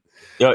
Real quick, Hold on 1 second. 267. Hold on. We're just making a couple of points. We'll get right to you. So just hang out just for a second. 267. Hang out for a second. All right, go ahead. Yeah, just Jay, you're talking about like the body modifications that guys are doing. Y'all ever hear of bone smashing? You ever hear about the guys doing this shit? Yeah, they do the they taking hammers.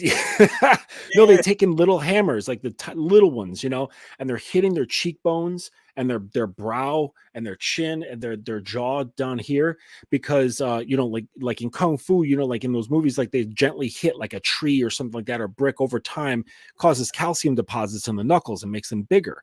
So they're trying to do that same principle to their cheekbones, their brow, and their jaw to look more. Yo, it's like a subculture of like crazy black pill dudes. Yep. But they are definitely on this tip. They're like, man, I can't afford that surgery in China, so I'm going to just hit my face with a hammer.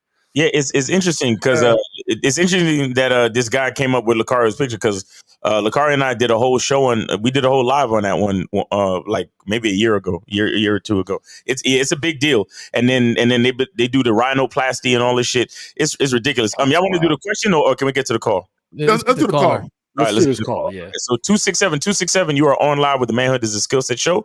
We got Jay Roman, Mr. Justin Miles, and the host K Zaggin. Name, age, city. How can we help you? Yes, sir. What's up? It's Dave G, 36, Philadelphia. All right, Dave G. What's going on with you, man? All right, man. What's going on? What's up, Miles? What's up, Zach? Mr. Justin, Jay Roman. Thank y'all for having me on the show. So yeah, I wanted to expound on the question I was asking in the chat. So the reason why I asked that, I specifically meant based on your actions. A woman fantasizes, you know, regardless, because just like you were saying, Miles, women can drum up certain things in their mind you know what I mean, that's like totally off-putting, but based on the man's actions, or based on, you know what I mean, what he's trying to do or what he's doing with the woman, she could take that and run with it however she wants to. You know what I mean? And I think that's why y'all talk about like the man being direct, being clear and concise about what he wants and what he wants to do. I just wanted some clarification. Well, let me say this real quick. Guys have to understand that women always want to feel good, right? They like the feeling of feeling good. This is why you'll have women, for instance, they'll say, "Oh, I cheated because he wasn't servicing my emotional needs," right? Which that's not, they cheated because they found another nigga they wanted to fuck. All that other shit is sub reasons, right? But what it is they constantly. So this is the pros and cons about the potency of women being mentally stimulated. They're always looking for that stimulation, and this is why masculine leadership and consistency is so important in relationships, because you're teaching a woman that not every single day is going to be some happy joy day where you're trying to make her happy, right? Because her happiness is not your responsibility, right? So when it comes to a woman fantasizing, I remember I was seeing this one chick one time. This was years ago, of course, and you know we riding in the whip, she riding shotgun, and she was saying to me, and I talked about this before. She was saying to me, "I don't know if you're lying to me or not, but I like it. Please don't stop." Right? And what she was saying is because the shit I was saying to her was so fly. It was real. That was really me, but I'm just a fly nigga like that. But how I was conducting myself and the shit I was saying to her, it had her to the point where she was like, "I don't know if you're lying or playing games or not, but I like it. Please don't stop." So she was so captivated by the feeling and the stimulation she was getting from me. She's telling me, "I don't know if it's a lie or if you're playing games. I don't even care, nigga. Don't stop." Right? So, but y'all got it though. Yeah. I think the more we talk about it here, I'm going to go back to my baseline of I don't care what their fantasy is. It's coming to the point where it's just like either you know, I like the way Razcast said it. I just trying to find somebody to understand my story.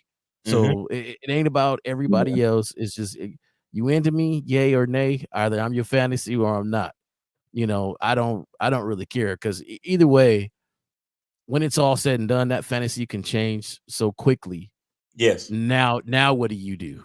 Yes. Are you now you bending over backwards trying to maintain and stay in the zone of her fantasy? You know what I'm saying? So you know, my thing is I seen women when I was younger swear they hate a dude.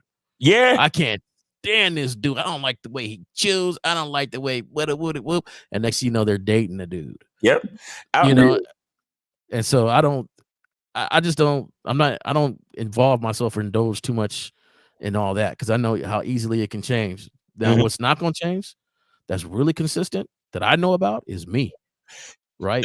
And so I'm gonna stick with that. I'm gonna stick with that. And it just kind of baffles me how all the things the dudes say about women, right? And all this, and then they try to be what they want when we're the true north. You know what?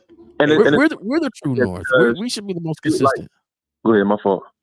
No, I'm just saying we're the true north. We should be the most consistent in anything. Right? So like it don't matter what she fantasizes about. I don't care, like, you know, I don't care who you fantasize about. Right. And yeah, go ahead, Dave. And no, I was saying, like, it's funny that you said that, wrong, because that made me think of how, like, dudes, one thing they say that women like, they'll say, like, well, you know, a lot of these women, they want to be lied to. They like being lied to. And it's like, well, I don't, if I'm an honorable man and I'm honest and I'm like, and I stick with me being honest, like, that's not a woman I want to be fucking with anyway. You know what I'm saying? Well, Dave G, real quick. Okay, women do like being lied to, but not like guys think. Okay, so a woman does not like when a man says, "I'm just fucking you, but you're fucking other women." Women don't like that. That's not women. No woman likes that.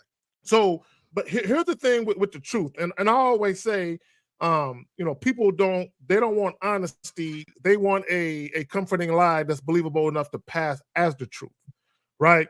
So you know, there's a video clip where a woman a guy's talking to her about honesty, and she was like, on a scale of 1 to 10, I only want 8. Right? So women do not want, because you got to understand, some honesty impacts a woman's insecurities. So a lot of times people, they want their insecurities coddled. So an example would be if a woman says, am I the most beautiful woman you dated? Okay. She knows maybe she's not, but she might want you to say yes, just so she feels good. Right. But so right. when women, they don't always want complete honesty, but they don't want a motherfucker to straight up lie to them either. You know what I'm saying? Y'all got it. Yeah, and I'll say this, man, and to reinforce what Jay Roman was talking about men being the true north and you having to stay consistent regardless. You see, a lot of times when you see a guy talking up a female, right, and you see her responding like putty in his hands, for example. A lot of the average person is going to look at the situation and think that somehow, and shout out to LeBron with the $30 or 30 unit super chat. Does that mean he's a moderator? That little sign, or is that the money? I don't know. Anyway, $30 super chat. He says, shout out to all of y'all fellas for dropping another dime piece of wisdom. No, that little sign is a membership. He's on my channel. Perfect. Okay.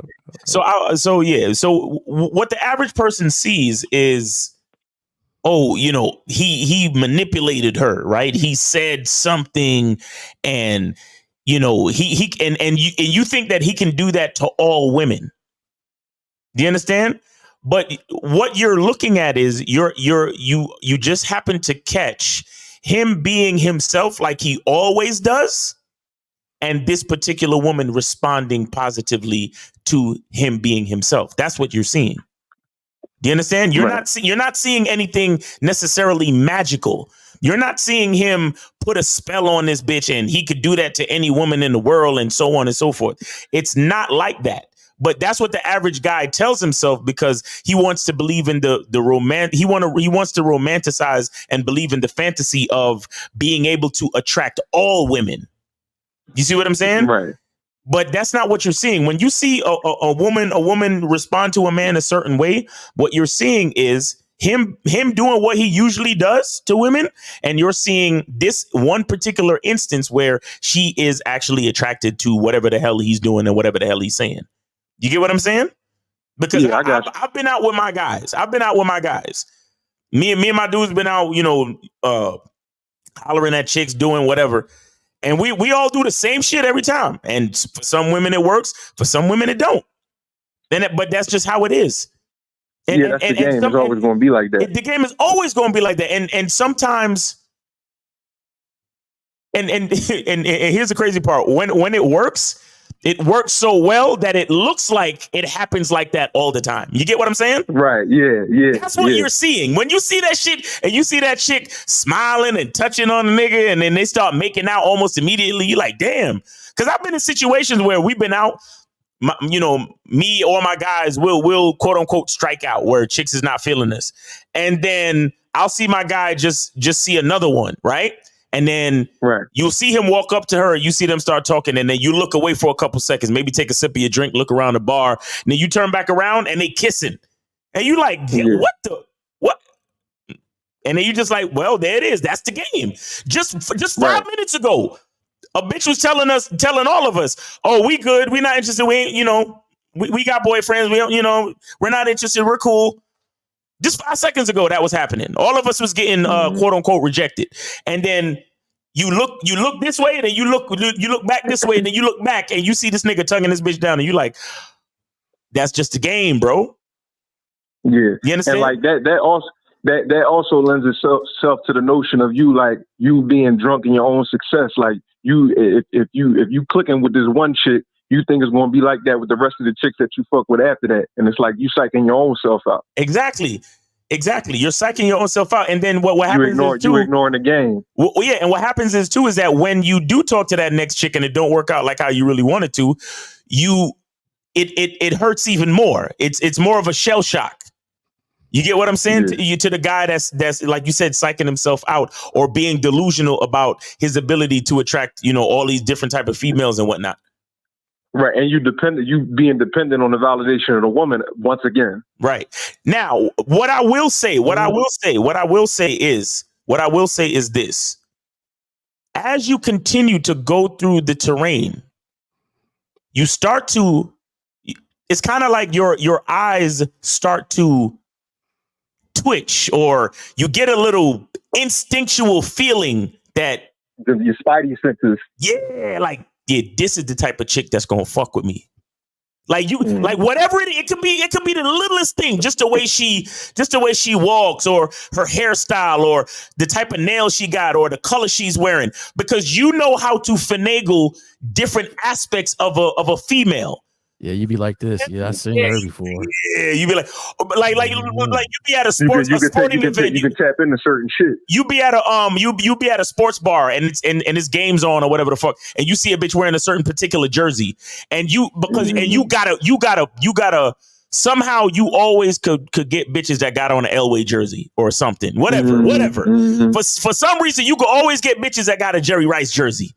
Right. And the thing is because maybe there's something about your childhood. Maybe your dad and your dad grew up watching Jerry Rice, and he's the best receiver in the world. And you see the chick in the jersey, and y'all watching the 49ers game or whatever. And you go over to her and you just start talking about Jerry Rice. I love that jersey. Oh, my God, I grew up watching Jerry Rice. He's the best. And then you just start that flavor and the excitement in your voice about talking about Jerry Rice. It does something to that woman. And you start to notice. It's crazy because it's all connected from what you said, because that's basically you seeing you in her. Exactly. You see what I'm saying? That's what I was talking about before. This shit full circle. But this is why, for example, why Lucario tells guys go talk to 25 women a day. It sounds ridiculous, but it's when we do that, you have to understand that this is for the guy that has almost no fucking experience. You got to understand this. And the reason why we say that number is because guys need to get that experience where they start to pick up on those little instinctual cues that like gravitate them to the women that they know will find them attractive. And then that's when you start to see the pattern and how to actually pattern of behavior. Exactly. You start to see it. You start to see it.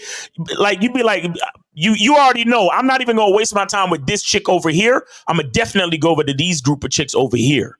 You see what I'm saying? Right. And it's always based on you. It's always based on you. Exactly. Let me say this real quick about patterns of behaviors. Once you've experienced dealing with a lot of women, you can talk to a woman for 2 or 3 minutes and see it right away. Exactly. Yeah, I already know what it is. Right away. Yeah. But there's a certain level of confidence too that you have to have when doing this. For me, it's my confidence level, not my ego. My thing I always say is I'm your type. You just don't know it yet. Right. And the thing is, like, I'm not going to spend a whole bunch of time trying to convince you that I'm your type. I'm not trying to convince you that I'm your type. So, even if that one doesn't work out, it's not that to me that I wasn't her type. Like, I'll never believe that. I'd never say something like, "Oh, I'm not her type." Like, no, she, she don't know me, right? She just don't know me, and we ain't got that time to get to know each other, right? And that's the thing. Like, you can't get, as a football player, right? One of the good knacks that football players have, a good one, especially quarterbacks, is they don't get too high in the moment and they don't get too low in the moment, right? So if they throw 6 interceptions that game, the next game, they're not taking it with them. The next game, those 6 interceptions is gone. It was a bad day, bad game. We moving on from that. And the reason why you don't want your quarterback thinking about those 6 interceptions is because now he's a little bit gun shy. He's not throwing it right. the timing he needs to have something happen. He's holding back just a little bit because he's too busy thinking about the last play. And so in football, we say, last play is gone, next play is on. Right? It's a statement that we say. So that way, that's the same thing. That's the same thing in the sport of baseball too. You got that short memory, and you always got to move forward to make the next play. Exactly. Right. And so you do that, and you don't do it with blinders on. Like, you still, you threw 6 interceptions. You just learn from it, and then you move on, and you go from there. And I think that the thing is, guys get so down on the low, like you got at a girl, she didn't, you know, she shot me down, and oh, she shot me down, and what not for me is she don't know me yet, right? She didn't take the opportunity to get to know me yet. Because if she did, I'm her type. Like, and there's a difference on how you walk away from situations. You on mute, Zach? No, I was like, real quick, J. Roman. That's the confidence you have. Give me 5 minutes with any chick. That you're supposed to think that way. Give me 5 minutes with her. Yeah. So, and the reason I say that because there's some comments about the confidence when we're talking about this whole thing. What type of confidence do you have to have with it? And that's the thing. And you have to make sure it doesn't get your ego, because fake ego confidence is different, because every time somebody knocks at that, it's chipping away at that confidence, right? Because it's your ego is more involved in it. Like the audacity, you know, I can't believe, and I can't, you know, the thing is, when you have the confidence and it's not attached to your ego, you understand what could happen. It just doesn't bother you. Right. Right. Yeah, and as far as the confidence goes, I appreciate the game, Philip. My bad, you about to say something? I was just off of the confidence thing. If it's a new thing for you, right? So someone had asked in the chat something about confidence and belief or whatever. You have to overshoot. So you have to overshoot, be overconfident to work past your inner speed bumps, your inner restrictions that you have. So you got to overshoot, you know, kind of like when they're talking about like earnings, you know, I remember reading this book. They're like, oh, well, what's your goal? All right, I want to make $200,000. Well, if you want to make 200,000, make 300 your goal, you'll probably make 200. So it's the same thing with confidence. Like you shoot for that 300,000 level confidence, and you'll probably come off as 200 because you're still dealing with that internal crap that's holding you back. Right. And then you get used to it, and you can dial it back and be natural. Justin, go ahead, my fault. No, real quick. It's kind of like, you know, I always say if there's a room with 10 women in it, you're supposed to have the mindset, I can get all 10. Now, in reality, can you get all 10? Of course not, right? But what it does to Mr. Justin's point, excuse me, is your subconscious fears, your anything you have, because you got to understand, 95% of your brain is based on your subconscious fears, concerns, and all that other shit. Yep. So all that low self-esteem shit, insecure shit, lack of self-assuredness is stored in your subconscious. This is why a guy might say, oh, there's a girl over there that looks hot. And consciously, he says, I want her. And he'll go talk to her, but because of his subconscious fears and concerns and all of that, it will literally impact him in a conscious moment and how he speaks to her. She's out my league. It'll come out in his speech. Yeah, exactly. Now, what I wanted to ask to Mr. Justin's point, like when does overconfidence become overcompensation?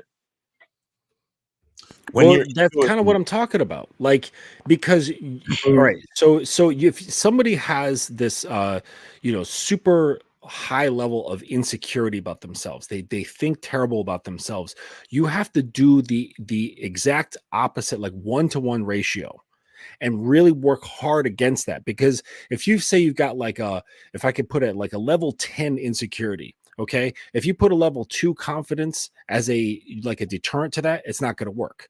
You have to put equal or greater than what you're working with to really combat those things, because part of you doesn't believe in it. Part of you is actually going to fight. Your own mind is actually going to fight against you in trying to do the things you're doing. This is how the fucked up thing, how the ego is. It likes to be comfortable, it likes to stay where you are. It's going to be like, nah, man, you can't do that. You can't talk like that. You can't behave like that. You can't look like that. Just be how you are. It's going to look stupid. You're going to come off like shit. Everyone's going to laugh at you. People are going to think you're an asshole. It's going to try to sabotage you. So you have to work extra hard to push it down in its place until it gets dissolved, and then you can kind of dial it back and relax. Gotcha. And I think I was touching on it earlier, but you know, we had a caller and things went. But have you ever been to a party, and you didn't dress for the party though? Maybe you were on vacation, maybe it was last minute, and you just threw on some clothes and you just went. And you get to the party, and maybe it's a little nicer than what you got on. or maybe it's just not the fit or how you regularly would represent yourself. But you still have a good time at that party.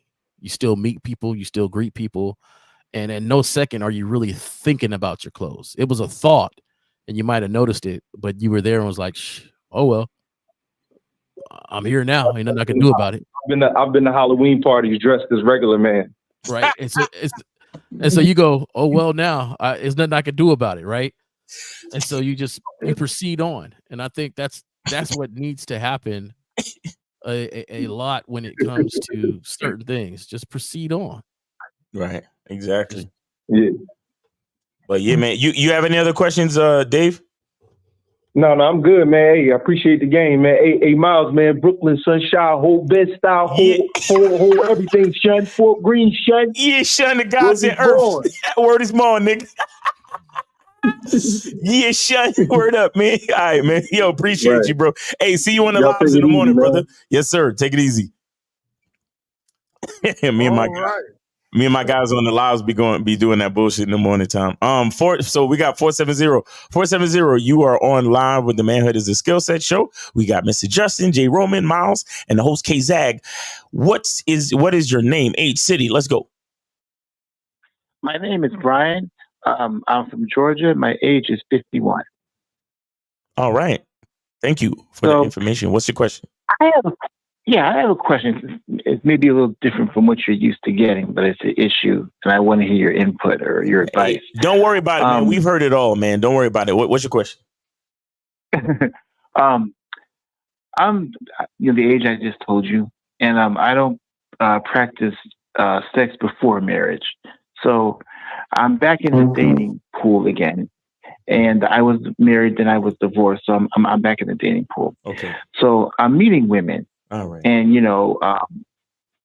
we talked, and eventually, that comes up, and I tell them, hey, this is what I believe, and we can talk to each other and get to date, but I don't believe in that before marriage. And then after that, they don't talk to you no more. Right. And sometimes I'll hear from, like, sometimes that person will know a mutual friend of ours. And I'll hear they're kind of like talking bad about me behind my back, saying, you're not a man, or you got a little. Okay. Wait. Before we go too far, what's your question though? What is it? What are we trying to figure out? My question is, my question is this: how do I date and find the right woman without, as you said, being used for attention? Because that's what I think some of them are doing when there's no sex involved in that. No, they're not using you for attention. They actually want to have sex, but since you're not down to have sex, they don't talk to you anymore. If they were using you for attention, they would keep going out on dates with you and just use you for attention instead of stop talking to you after you tell them that you're waiting for marriage to have sex. Do you get that? That's a good point. Yeah, I didn't see it. Yeah, that's a good point. Yeah, but here's the thing. So there's a you have to understand that within the average dating market, right? Now, I'm not saying that it's going to be impossible for you to find what you want. You're just going to have to actually put in a lot more work and maybe go to church events, because you got to be strategic, right? If we're specialized, if we are a specialized population, you are a specialized population. You actually believe in, buying the shoes without trying it on, right? You actually believe in no sex before marriage, correct? Right? Yes. So that makes you a little specialized. So that means you got to be a little bit more strategic, and you have to play the numbers game. So that means you're going to have to get on Facebook groups with people who believe in that type of stuff, or go to churches, or, go to events with, christianmingle.com and all that other type of stuff. You're going to have to be a little bit more specialized in how you do things. That's really all it really comes down to. Because if you're trying to talk to regular people who want to have sex during the dating phase, then you're going to have to figure out how to show value in place of no sex. Because these chicks want dick out here, sir. I mean, yes, they do. Now, and also, you're in your 50s too, so you're going to be hard pressed to find women in your age bracket or group that are just going to be devoid of dick. They're going to want some. Now, here's the thing, caller. Also, what you're going to have to come to the realization of is you're going to be dating women who they'll date you, but on the side, they're going to have a guy on the side that's handling that for them. So if you're looking for a woman who's going to be exclusive to you only, and you telling her she can't get no dick, you're gonna be hard pressed to find that. Now, like Miles is saying, what you could do is you can go to certain Facebook groups and you can type in abstinence, and there might be certain groups where they got that going on, and then you got to be a part of that, because I think there is a small percentage of the population, like Miles is saying, that either are holding out until marriage before they have sex at all, and also where they've had sex before, but maybe now where they're practicing abstinence. There are people out there who are doing that. Good luck finding them. When you said your age, the first thing I thought of is 51. Ooh, that's a beautiful age. That's when you really find those that just don't care what other people think, right? The older you get, the more of that caring what other people think start to kind of slide off even more. And maybe you come to it as a natural thing where you realize, like, hey, life is short. Why am I living for other people instead of myself? So you take that in mind, and then you have a 51-year-old lady who might have lived her life a certain way, but now she just wants what she wants. She wants to do the things that she wants to do. And then she meets you, this guy she's having a great conversation with. You take her back to the house and you explain to her that the thing that she wants, she can't have with you. Right. Caller, right? You good, Jerome? No, I just want him to mentally kind of get into that aspect, and your principle to your principle. How do you explain it to them? That's what I want to know. Is how do you explain that this is what they can't have? Like, what's your reasoning behind it? Well, here's what happened. I'll talk to them, and then I noticed, like, after maybe like a week or two, things start to get a little weird. Like hold on. Wait. Hold on. I'm sorry. How many dates is this after a week or two? I just want to know the amount of dates. Maybe like 2 or 3. 2 or 3. Okay, and things start to get a little weird. Go ahead. When you mean weird, that they start to rub on your leg or something, like, what do you mean weird? Yeah, I can tell, like, that's going to come up. Like, Okay. I get the impression, no one's ever told me this, but I get the impression they're like, okay, why hasn't this guy tried to do anything, or why hasn't he tried to make any move? The fact that you describe it weird, it has me on pause, because we're way more mature than just weird for that. So to me, when you say, hey, they tried to, I can look in their eyes and kind of tell. Are they getting distant? Yeah. It's kind of, I don't know. It just be like, right, a couple things, caller. Right. So, all right. The first thing comes to mind is, how like the issues that short guys have, and they have a height thing, and they're always thinking about their height problem. And then they think that women are constantly looking at them, criticizing for their height problem because they criticize themselves about their height problem. So you have created this I don't know how much of a fixation it is, but you have this fixation in your head that now you are more likely than not creating these weird things because it's in the forefront of your mind of like, oh, she's not going to like this. You're calling up in the show, asking about this thing when it shouldn't be a thing. It should be, this is my belief. I stand on it. End of story. Right. This is what it's not a problem until you create this problem. Okay. Now, for them to be changing behaviors, these are linked. So now, because you have this fixation, you now think that their change of behavior has something to do with this thing that you're fixated on. It doesn't. It has more likely to do with your behavior.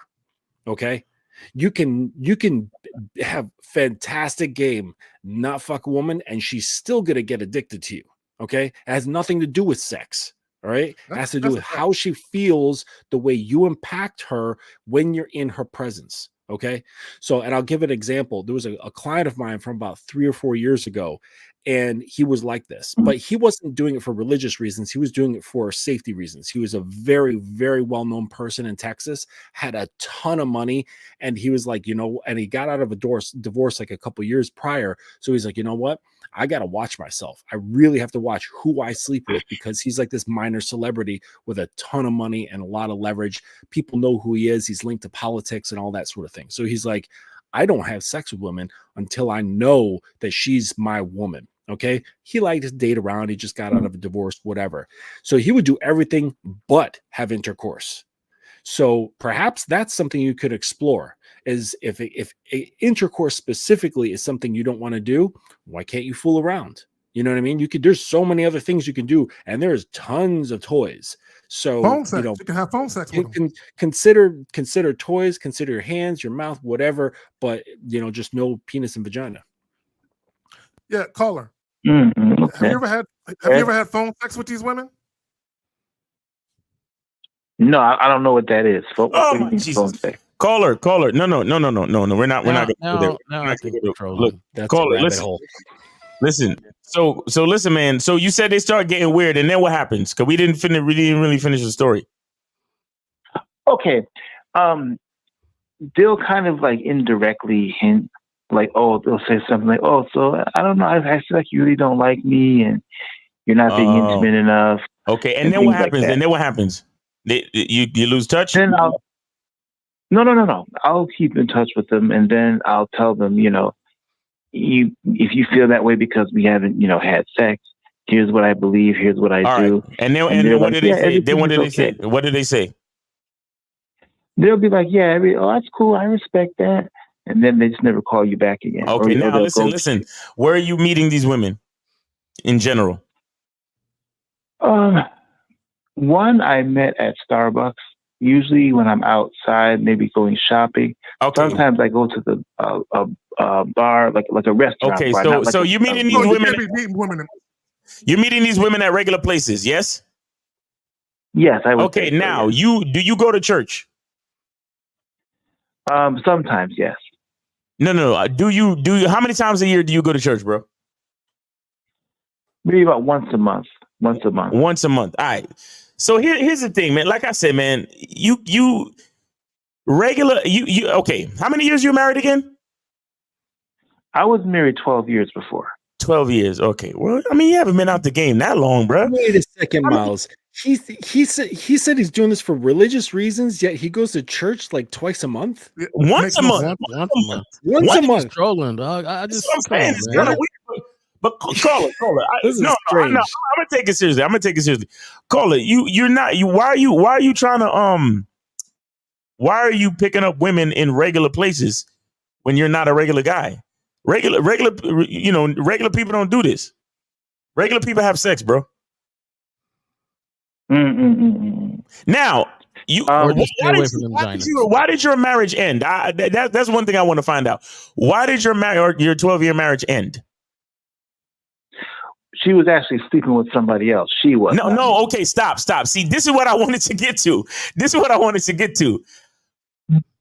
What is it like? I'm sensing a lack of sexual skill or experience. How many bodies have you had, sir? And I'm only asking this to find out your experience level. How many sexual partners have you had in your lifetime, sir? Probably about 10. About 10. So you're 50 years old. You had about 10 partners. And when did you lose your virginity? When did you start? When I was like 25, 26. 25, 20. Okay, so somewhat of a kind of late bloomer, kind of.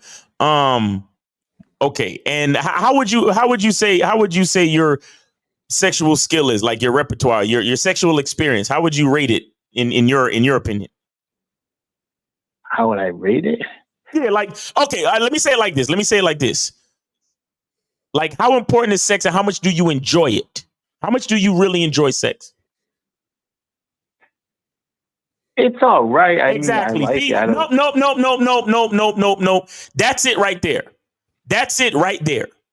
You said sex is all right, bro. You don't have enough interest in sex, bro.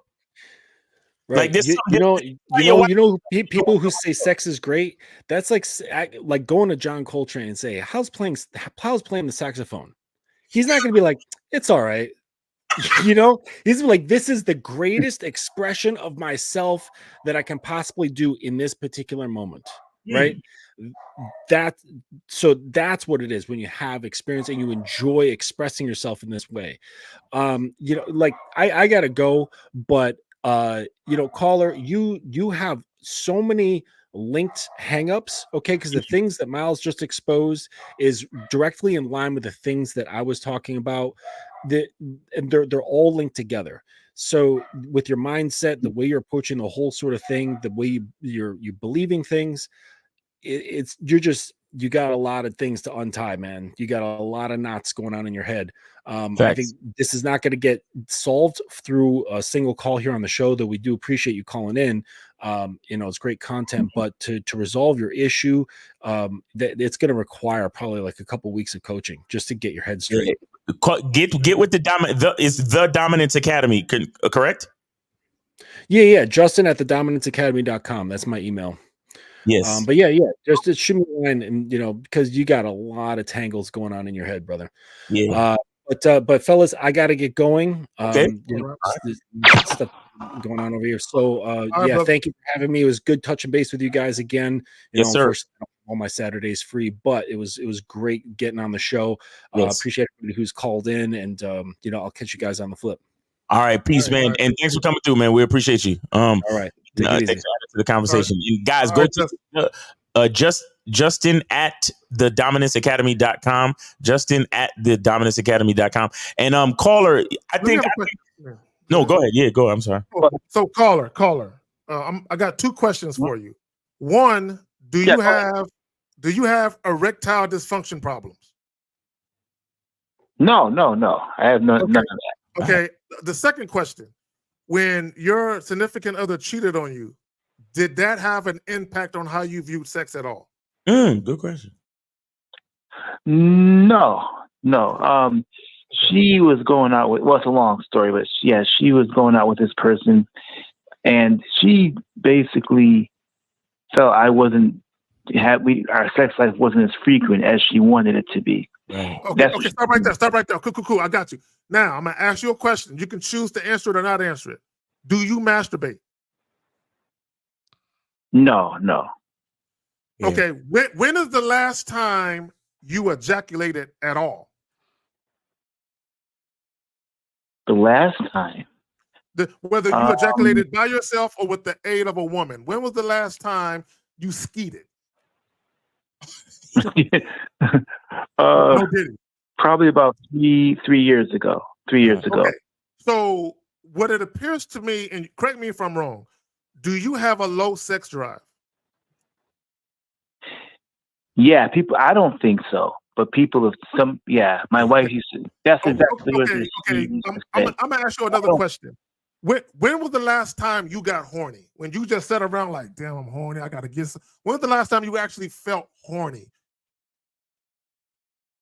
I felt horny. Maybe about a year ago. Maybe like. You have a low sex drive, sir. So you have a low. Your libido is low. Okay, here's what look, caller. I'm not as K-Zaggin is being very mean right now. What I would tell you, caller, is that what you need to do is you need to find a woman that has a similar sex drive. I'm not going to judge and say it's low or high, but you definitely need to start meeting women that have a lower sex drive, homie, because it's not just about abstinence and no sex before marriage. You don't really fuck with sex like that. You need to find somebody who wants to go antiquing and do arts and crafts and you're looking for a fucking companion. That's what you're looking for, bro. You're not really looking for like a woman, like the average woman, because the average woman has more interest in sex than you are exhibiting on this call right now. Do you understand that? Yeah, but I'm a normal man. I like no. Stop with just like how we were talking about with the show. Oh, the good man and the normal man. No, you're you. You are you. You are uniquely you.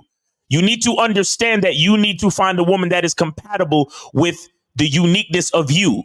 Do you understand? That's what I'm trying to explain to you. Yeah. Get away from normal. Because if you ask me, you ain't fucking normal. To be honest, you're not normal. The last time you got horny was last year? Stop playing with me. Nigga, I woke up horny this morning with a fucking brick between my legs. Nigga, what are we talking about? No Diddy. What are we talking about? And I'm a 42-year-old man about to be 43. And I'm still getting up with that type of situation on me. So you talking about the last time you was horny was last year? No, sir. No, sir. But here's what like I said, I'm not gonna judge you, but you need to find a woman that is on that type of time, that's on that type of level. And what I'm saying to you is that the average woman is not on that type of time. The average woman wants dick, sir. The average, because again, it's not just, it's beyond no sex before marriage and the religion and all that other stuff. You have a different type of libido, and you need to find somebody that's compatible with that. Yeah. That's what you need. Yeah. You need to find a woman that really don't think about sex. Hold on, real quick, caller, real quick. Hold on. Shout out to the homie 1950. Yes, sir. All right, caller, you got it. The floor is yours. All right, go ahead, caller. Oh, I just wanted to say one last thing. A lot of the women that I talk to, though, but they also like say they have like low sex drive, or they're like, oh no, I don't. No. Caller. What a woman says and her actions are two different things. So that doesn't matter. That doesn't matter. I'm gonna say it like this too, and I was trying to get to it a little bit earlier. How are you presenting things to them? Like, are you presenting things in a way like, hey, we're still gonna have this great fun and all this other stuff? I'm just not really that type of sexual person. Like, or are you presenting it with a hang up, like was mentioned earlier? Like, hey, the bad thing about me is I don't really, we're not gonna have sex. And it doesn't seem like that's part of a good deal, right? Like, it doesn't matter what happened before. If you were listing it as a negative holdup, it'll be considered a negative holdup. Right. And then why are you letting 3 dates go by before you even mention anything about that? Right. To me, it's something you should be like, hey, you know what? I find you very super attractive. I would love to go. What did you say? Drift? Does he though? What did you say? He actually find him attractive though? Was it drifting? What was it? Gifting or what did you say? Drifting, gifting, antiquing, right? No, but he didn't say that. Right. I know he didn't say it, but I'm just giving the example of all the other stuff you like to do. I really want a companion that I can do these things with. Yeah, and we enjoy each other's time and stuff. Yes. And could that be you? Like there's ways to present stuff to say there's some ladies that don't care about sex either. They'd be like, yeah, I just want a companion too. In fact, starting around this time, sometimes their vaginas drop out around this time or a little bit later. Right. No, serious writing actually comes out, when they get older. I didn't know that until about a year or so ago. But either way, like, there's different things that you could. No, real quick. Caller, real quick. Many moons ago, there was this older guy. He got tired of casual sex encounters, right? So he met this young lady and he told her straight up, hey, if you're looking for a casual hookup, I'm not trying to do that. I'm looking for a companion. So if you feel like you're looking for a companion, then we can date, we can see each other. But I'm not with the casual sex encounters or hookups. You need to tell women straight up, hey, I'm not an overly sexual person, so that's something that I'm not really trying to do right away. Right. I'm looking for someone to share some time with. And you can, whatever words you want to use, whether it's passion, intimacy, of the non-sexual variety. I'm just looking for someone I can hang with. Maybe we can do some Netflix and chilling without the sexual feeling. That's what I want to get to, caller. Here's what I want to get to. What do you, since we're not having sex, right? Mm-hmm. What do you do with these women? What is the hook that, because like Jay Roman said, you got to know how to present things in a certain way, right? So and this is what I said before about if you ain't fucking, then you got to have something to kind of, because like I said, for most people, for the average person, sex is a major part of life, and sex is a very enjoyable thing. So you gotta let these, you gotta be able to present something in place of the sex. So what do you like to do? What do you like to do? Yeah, good like question. in I place like, of okay, fucking? I like to draw and do art, like during my free time when I'm not working. So some women do that, some women aren't into that. But for the women that are, you know, we would go like to sip and paint and do things like that. Okay. And so I like to also go. But do you know what swimming. bitches want to do right after sip and paint? What do you mean? They want to get bent over. What do you mean? Create their own art. What do you think she's thinking about while she's sipping and painting, brother? God damn. Oh, call her. And then he's a bit ingenuous. Hold on real quick, because he's a bit ingenuous too. If you know you're not that much of a sexual person, what if a lady did wait until you guys got married? And now she's thinking it's bend over time and we're really about to get it in. We're about to have a lot of sex. And then she still doesn't get a lot of sex. She'll cheat. She'll do the same thing his 12-year wife did. So it's best that you be honest from the jump and say, hey, this is what I like to do. This is what I need companionship for. And we go from there. He might have to have an open marriage. You might have to do that. You might have to do that, bro. Oh. And I'm dead serious. If you're really looking to get married, unless you can do what Miles was saying, find a woman who's compatible with you in that regard, where you guys' sex drive are kind of on equal plane. Because if you're dealing with women who have whatever a normal sex drive is, I'm not a doctor, but whatever a normal sex drive is, or even a high sex drive, if you're dealing with a woman that likes to fuck and you don't, there is no way you guys are going to be compatible. So you might have to have an open situation where she does her thing. And then you said you had 10 partners, but you were married all 10 times? No. I was only married once. Oh, good question. So when did you not having sex before marriage come in the picture? Yeah. Good catch. That probably came in the picture like it was actually, that's not true. It came into the picture actually before I got married the first time. I would say about 2-3 years before that. Before I got married the first time, I didn't I didn't do that. Then we got married. Of course, we had a sex life, and then after I got a divorce. That's basically what I did. It's the same thing after I got a divorce. Right, hold on, how long since the divorce, though? Okay, hold on, real quick. Okay, let me do this. Caller, give me a second. How long since the divorce, though? I kind of want to know that. Hold on, real quick. Ladies, this is why you got to share us. All right, go ahead, Jerome. Go ahead, Jerome. How long since the divorce? About 3 years. 3 years. Yeah, I've been dating for about a year and a half, 2 years. But okay, now in the year and a half, 2 years, how many women have you encountered that, like you said, walked away or whatever, however you put it? How many times? How many women? Yeah, probably about 8 or 9. Okay, not 10, but 8 or 9. Yeah.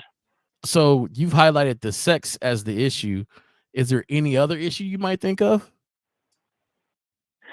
No, to be okay. The women, because of what I did, the sex reason, they're the ones that walked out. But I dated maybe 10 of. I've talked to other women, but sometimes we just weren't compatible for other reasons. But usually, after it gets I know she likes me and I like her, then when that comes up, that's when they kind of leave you. So, but that's the last straw. I ain't doing that. Okay, let me make a point. Caller, this is the problem. You're not dictating what you want to happen. What you're doing is you're kind of just you're kind of just fumbling along, and then when a woman starts to show you things, now it's a problem because you never dictated or set the tone for how you want things to be. Right? If you want a certain type of interaction with women, you have to dictate the pace and the flow of that interaction. You're not doing that. Double entendre. Yeah, you're probably right. Yeah. No, it ain't no probably. I am right. If you know that you have a low sex drive and you can date a woman for months and never even think about sex. You have to kind of let that be known from the beginning and do this. You have to kind of show women why dating you or dealing with you has value minus the sex. You have to show them that. Let me stop you there just for a second. I want to say something, because here's the problem, though. Usually, when I talk to these women, they'll be like, "Oh, you know, I don't have casual sex.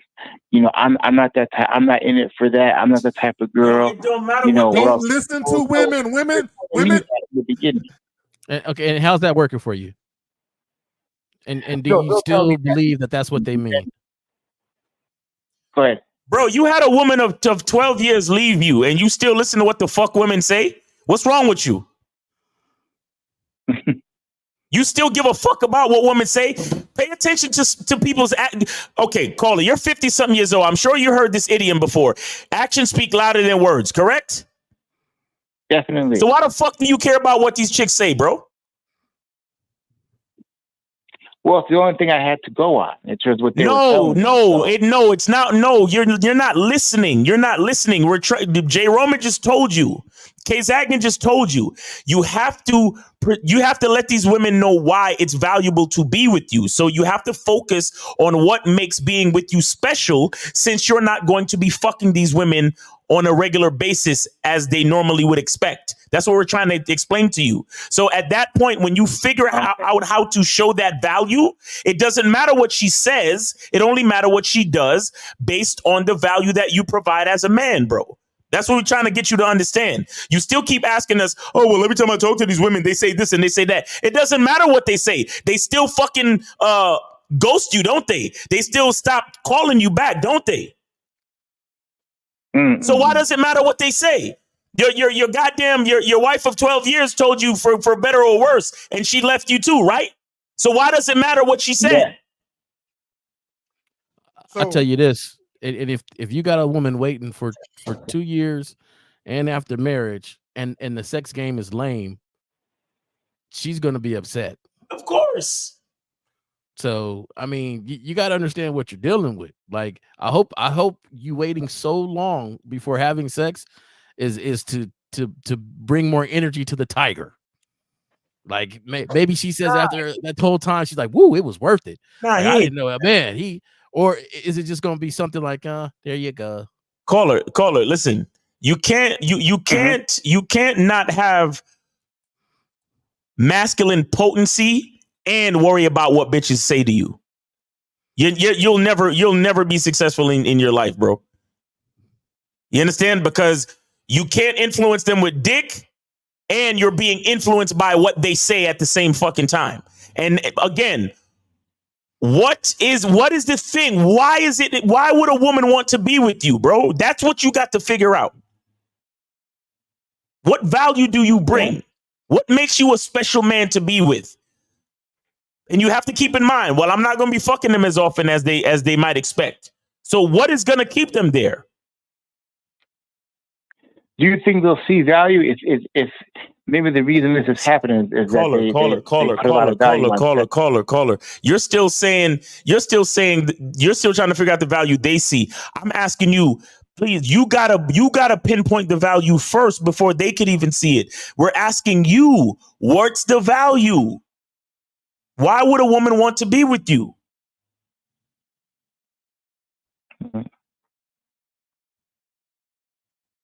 You see, you don't really have an answer, and that's the problem. Let me ask you a question. Rate your life on a scale of 1 to 10. Rate my life? What do you mean? Like how good or how bad is it? Rate your life on a scale of 1 to 10. 10 being good, 1 being the worst. Oh, I would say 8 or 9. 8 or 9. Okay, so it's pretty good, but you're working on some things. Yeah. Okay, so what makes your life an 8 or 9? Or let's just call it 8.5. What makes your life an 8.5? Tell us.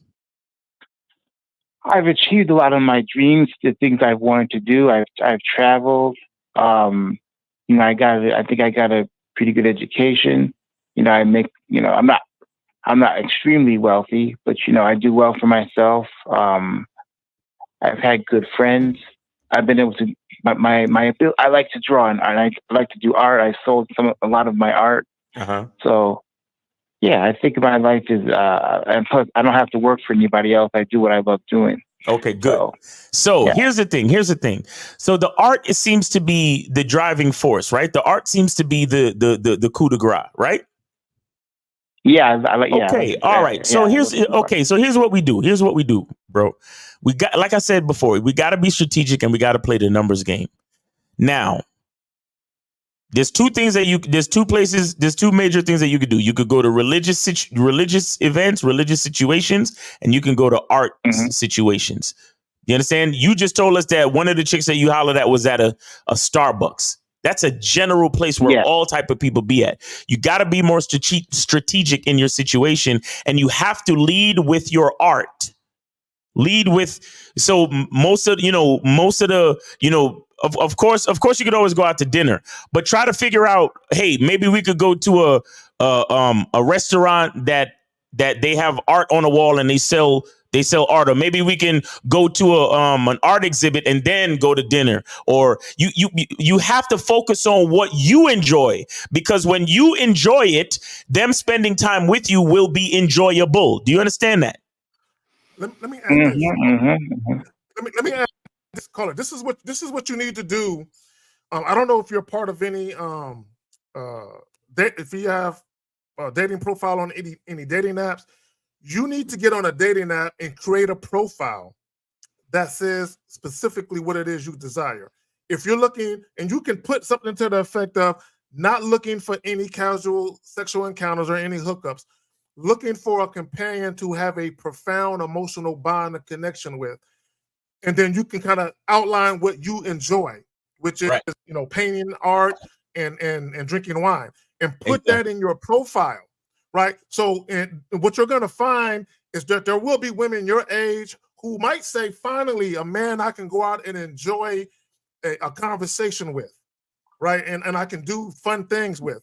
You're not taking advantage of situations you can create for yourself. You're kind of sitting back, just letting shit happen to you. Exactly. All right. So you're saying to put on these to go on the dating profile or the dating apps, whatever, and put my profile out there about what I'm about. Now, some of these dating apps, do they have good results or what? No. That's not. So get with Miles and Lucario, but Miles, I don't do dating. At this point, you definitely gonna have to schedule a consultation, brother. That's really what you're gonna have to do. So you could go to multiple things you need to do. Yeah, so you could go to masculineidentity.com, and you can schedule a call and we can speak further. Okay, masculine identity. Yeah, I don't mind. Yeah. Okay. What are your rates? Go to the website, sir. We don't discuss pricing and all that stuff on the show, bro. We don't do that. All right. No, I'll definitely support you. You guys have been helpful here, so thanks for your time. All right, take it easy, brother. That's crazy. Bye-bye. That's crazy. I'm not gonna lie. I thought he was trolling for a minute. It got to that point when he said, "What is?" And the thing to me is, what is phone sex? Which what is that? It's kind of self-explanatory. Phone sex. So it's in the name, my nigga. Stop it. So I thought he was trolling a little bit. Now, if he's not, then I'm glad he's gonna get with one of you guys, because he has to work on multiple things. He definitely does at once to be successful. I feel, We got 330-330. You are on live with the Manhood is a Skill Set show. We got Miles J. Roman and your host, K Zaggin, name, age, city. How can we help you? What's going on? My name Cam, 20, out of Cleveland. How y'all feeling today? What up, Cam? Is it Cam or Cham? Cam. All right. What up, Cam? What's going on with you? So listen, I didn't get to ask Mr. Justin before he got off, but 2 callers ago, it was a topic y'all was talking about. He was saying if you had anxiety or something and it was at a level 10, then you would have to basically force the confidence, like basically kick the door down. So what I got from that was he talking about acting a cocky way or arrogant way? Okay, so what I'll do is I'll tell a quick story about myself, right? when I was a teenager, I had extreme shyness. I was very shy. Now, I never had problems attracting young women. Never had problems with girls liking me. Never had problems with that. My issue was they wouldn't stay interested for long because I was too shy. I didn't know what to say. I didn't make any moves at all. I was the opposite of assertive. I was the opposite of that, right? Now, my core person, I'm that person. But for whatever reason, when it came to chicks, I was really shy. So what happened was when I moved to San Antonio, I was 15 years old when I moved here, right? I was playing football and I was hanging with these guys, right? And they used to always tell me about all these different sexcapades and all these different things they were doing, you know, sexually with these chicks. And I got tired of hearing their fucking stories because I'm like, God damn, I mean, I'm attracting chicks to me, but I'm not having anything like that go down. And it was me. It was because of my shyness. So one day I go to this party after a football game. I go to this party and I ran into this chick and I just said, you know what? Fuck it. Today is the day I just kick down that door of me being shy and I'm going to say something to this chick. So I just finally go over and I did something I never did before. I actually do some assertive shit and I'm talking to this young lady. A week later, I'm at her house fucking, right? So it took me to just get over the mental block and just say, I'm going to go over there and say something. But not only am I going to say something, I'm going to say something assertively and sexually and get it popping. Whatever happens, happens. And then I was a beast ever since then. I got out of my own way. How old are you again? Well, me 20. Yeah, okay. All right, well, I can't give you my acknowledge. But for people that are not 20 and older, if you've ever been tipsy and to the point where you're talking to yourself, I don't know if you guys ever been to that point where you're like, hey, just get up. Okay, scoot your chair in. All right, walk over to the door, say goodbye to the homies. Oh, yeah, like, definitely. You ever get to that tipsy and to that point where you're telling yourself, I don't want to look a certain way, but you got to keep kind of making these steps to make sure you don't. And to me, that's kind of how it is when you're in that moment and you're not confident, how you got to keep saying to yourself, okay, just do this, just do this, just do this, because you're basically stepping your way through it. You got to push through it and step your way through it and still do it how you want to be looked upon. Right. Because when you're tipsy and you don't want to look that way, hey, push your chair in. You don't even know how you look to other people, to be honest. It's just something you said to yourself. And you're talking your way through it. And that's sometimes what you got to do in uncomfortable situations. Instead of cowering to the situation, you got to push through it. If it takes you talking yourself through it and just go ahead and doing it. And the more times you do that, then you won't be talking to yourself. It'll become natural. Right. Like to say hi and speak to women, it's not a second thought to me. It's just natural. Right. Like I don't have to go say hi. Don't touch your clothes. Don't look, don't look away. Look her straight in her eyes. Like I don't have to talk and say that stuff to myself because I just do it. And I think that's what people got to do. Yeah. Stop thinking and just go do it. Like when I told you the story, I stopped thinking and I just went and did what men do. We're action. Yeah. We're about action. We go do shit. Exactly. And that's all you got to do as a man. Go do shit. So, Caller, you good? You have any other questions or follow-up questions? Yeah, let me ask one more question. So when it comes to that, because I used to always worry about, I don't want to do it because it might come off as inauthentic because I'm telling myself that ain't who I am. What? So you saying disregard that and just do it. Wait. You got a different issue if you tell yourself that ain't who you are. Wait, hold on. What are you telling yourself that's not who you are? Then who are you? No, so for example, let's say if I see a woman I want to get at, right? Then that fear kick in and I be telling myself like, damn, I don't want to go over there. That ain't who I am. Like, wait. Like what you mean that ain't who you are? What you mean that ain't who you are? You see the girl and you want to go talk to her, correct? Right. So what do you mean that's not who you are? That's who you are. What are we talking about? That's the ego. The ego. So okay, all right. So what's the fear? What's the fear? What's the worst that could happen when you go over here and talk to this girl you find attractive? What's the worst that could happen? She can just say no. That's it. Okay. Oh my God. No. So here's the thing, though. Here's another thing. What's your plan? What is your purpose to go over there and talk to her? Because yeah, you find her attractive, but why is she gonna engage in conversation with you? What's in it for her? Where's the value? What's the reason? What's the purpose? My reason is because first off, my reason is to see if she gonna follow my lead first. Because I ain't gonna. No. You said a whole lot of nothing just now, nigga. You need to have a plan. You talking about see if she follow my lead. What are you gonna lead her to do? What are the instructions, my brother? What's going on? Stop repeating what you heard us say. Exactly. You fucking don't, bruh. I know you 20 and I ain't trying to get at you, bruh, but don't bullshit us, bro. Let me ask you a question. Caller, I got him. Let me ask you a question. The last woman that you saw and you thought about approaching her, what exactly went through your mind? And if it was something X-rated, tell us. What went through your mind the last time you saw a chick you were attracted to? I seen her. I was like, damn, she cold. I fucked shit up. Okay, then why not go up to her and convey that to her? Smoothly. That's the part that the cat. Yeah, because see, I don't know you how to say can it go up to her smoothly. and convey that to her without sounding like you're a rookie. Yeah, that's the problem right there.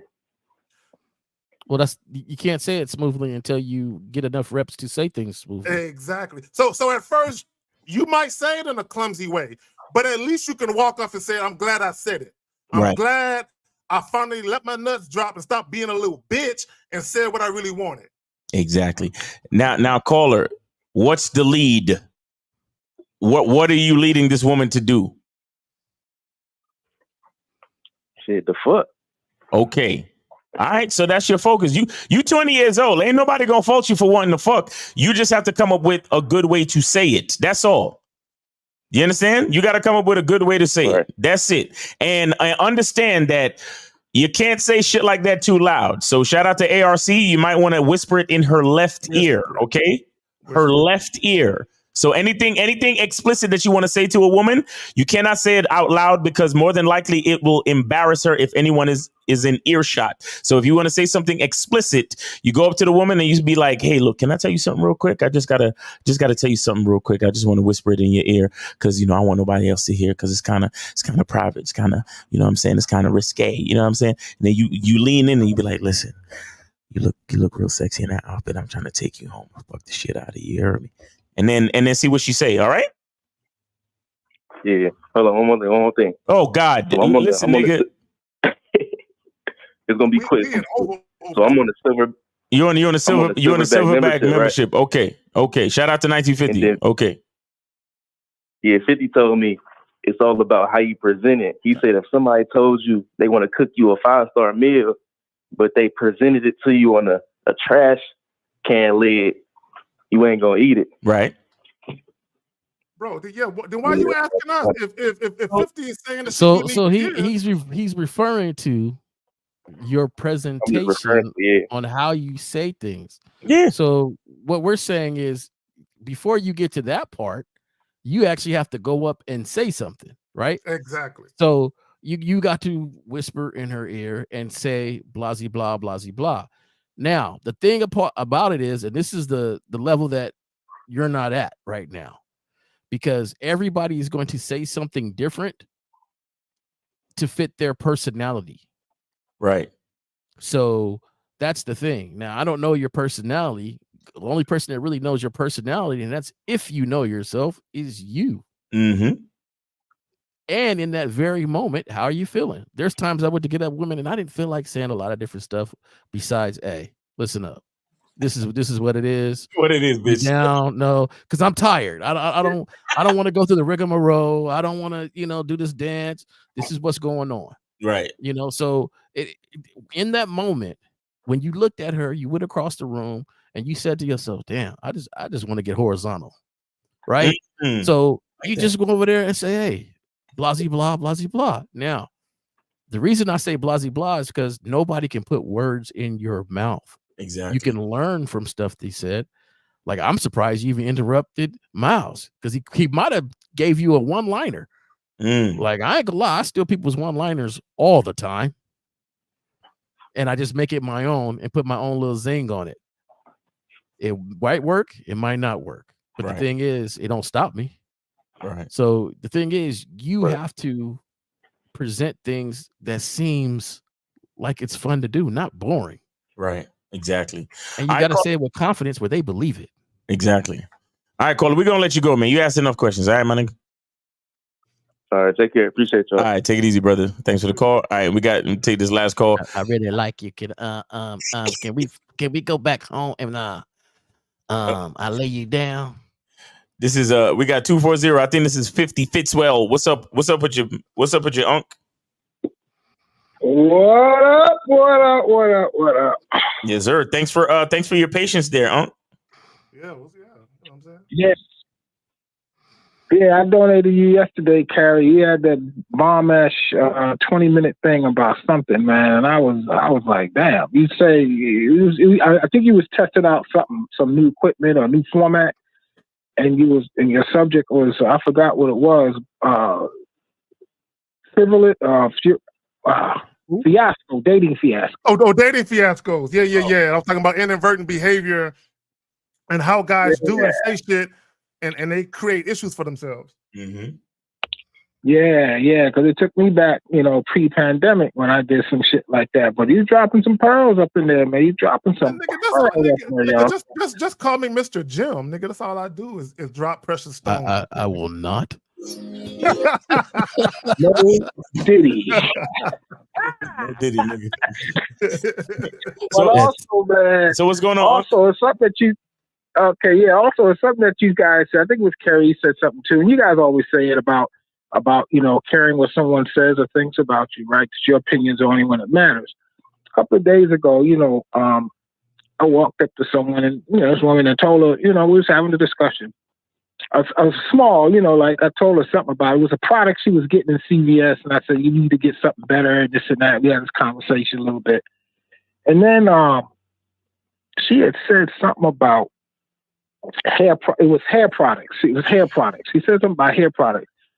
And I looked at her hair now, because I know y'all on the Pineapple Show, y'all be getting on these bitches about their hair. I was looking at her hair, and I was like, shit. And she looked at me, and she actually said what you guys said, the validation seeking. She goes, well, my hair don't look good now, but after I do all this work, it'll look better. I said, is that? And then I asked, this is how it went on. I said, is that your real hair? And she looked at me, she said, yeah. No, I know. I mean, she said, well, no, it's not to here. I was like, okay, whatever that means. And she said, why are you asking if my real hair or not? I said, because I don't pay for hair that gets pulled out. I'm just, hey. She said, I think she said the same thing. She said, uh-oh. That's what she said. She said, uh-oh. Hey. I said, what? Hey. Sexual innuendos, boy. When you know how to drop. And let me just say this. Let me say this real quick. He was trying to get any pussy, I swear, but it was just something to say, stupid. And she looked at me, she said, oh, uh-oh. She said, well, you gonna pull hair. She said, then she asked me, she said, so what do you do? That's what she asked me, what do you do? I said, I spread never-ending happiness around the world. Right? There you go. But she grabbed that stuff. She said, bye, man. And she walked off. But it was just the interaction of how I hooked her really quickly, where she was like, oh, And I said, that's all you got to do. You got to say something compelling to make them think like, well, wait a minute. What are you doing grabbing hair? Well, what are you doing? And I got it. So now I just go out and say stupid shit, man, that I want to do. And it's true. It's true. Well, see, and the key is 50. The key is don't be concerned with the outcome. Have fun. Exactly. See, and that's the problem. Guys have made dating into a chore where they can't even go out to a woman and showcase their unique personality because they're trying to hide themselves. Like what you said, I pull hair.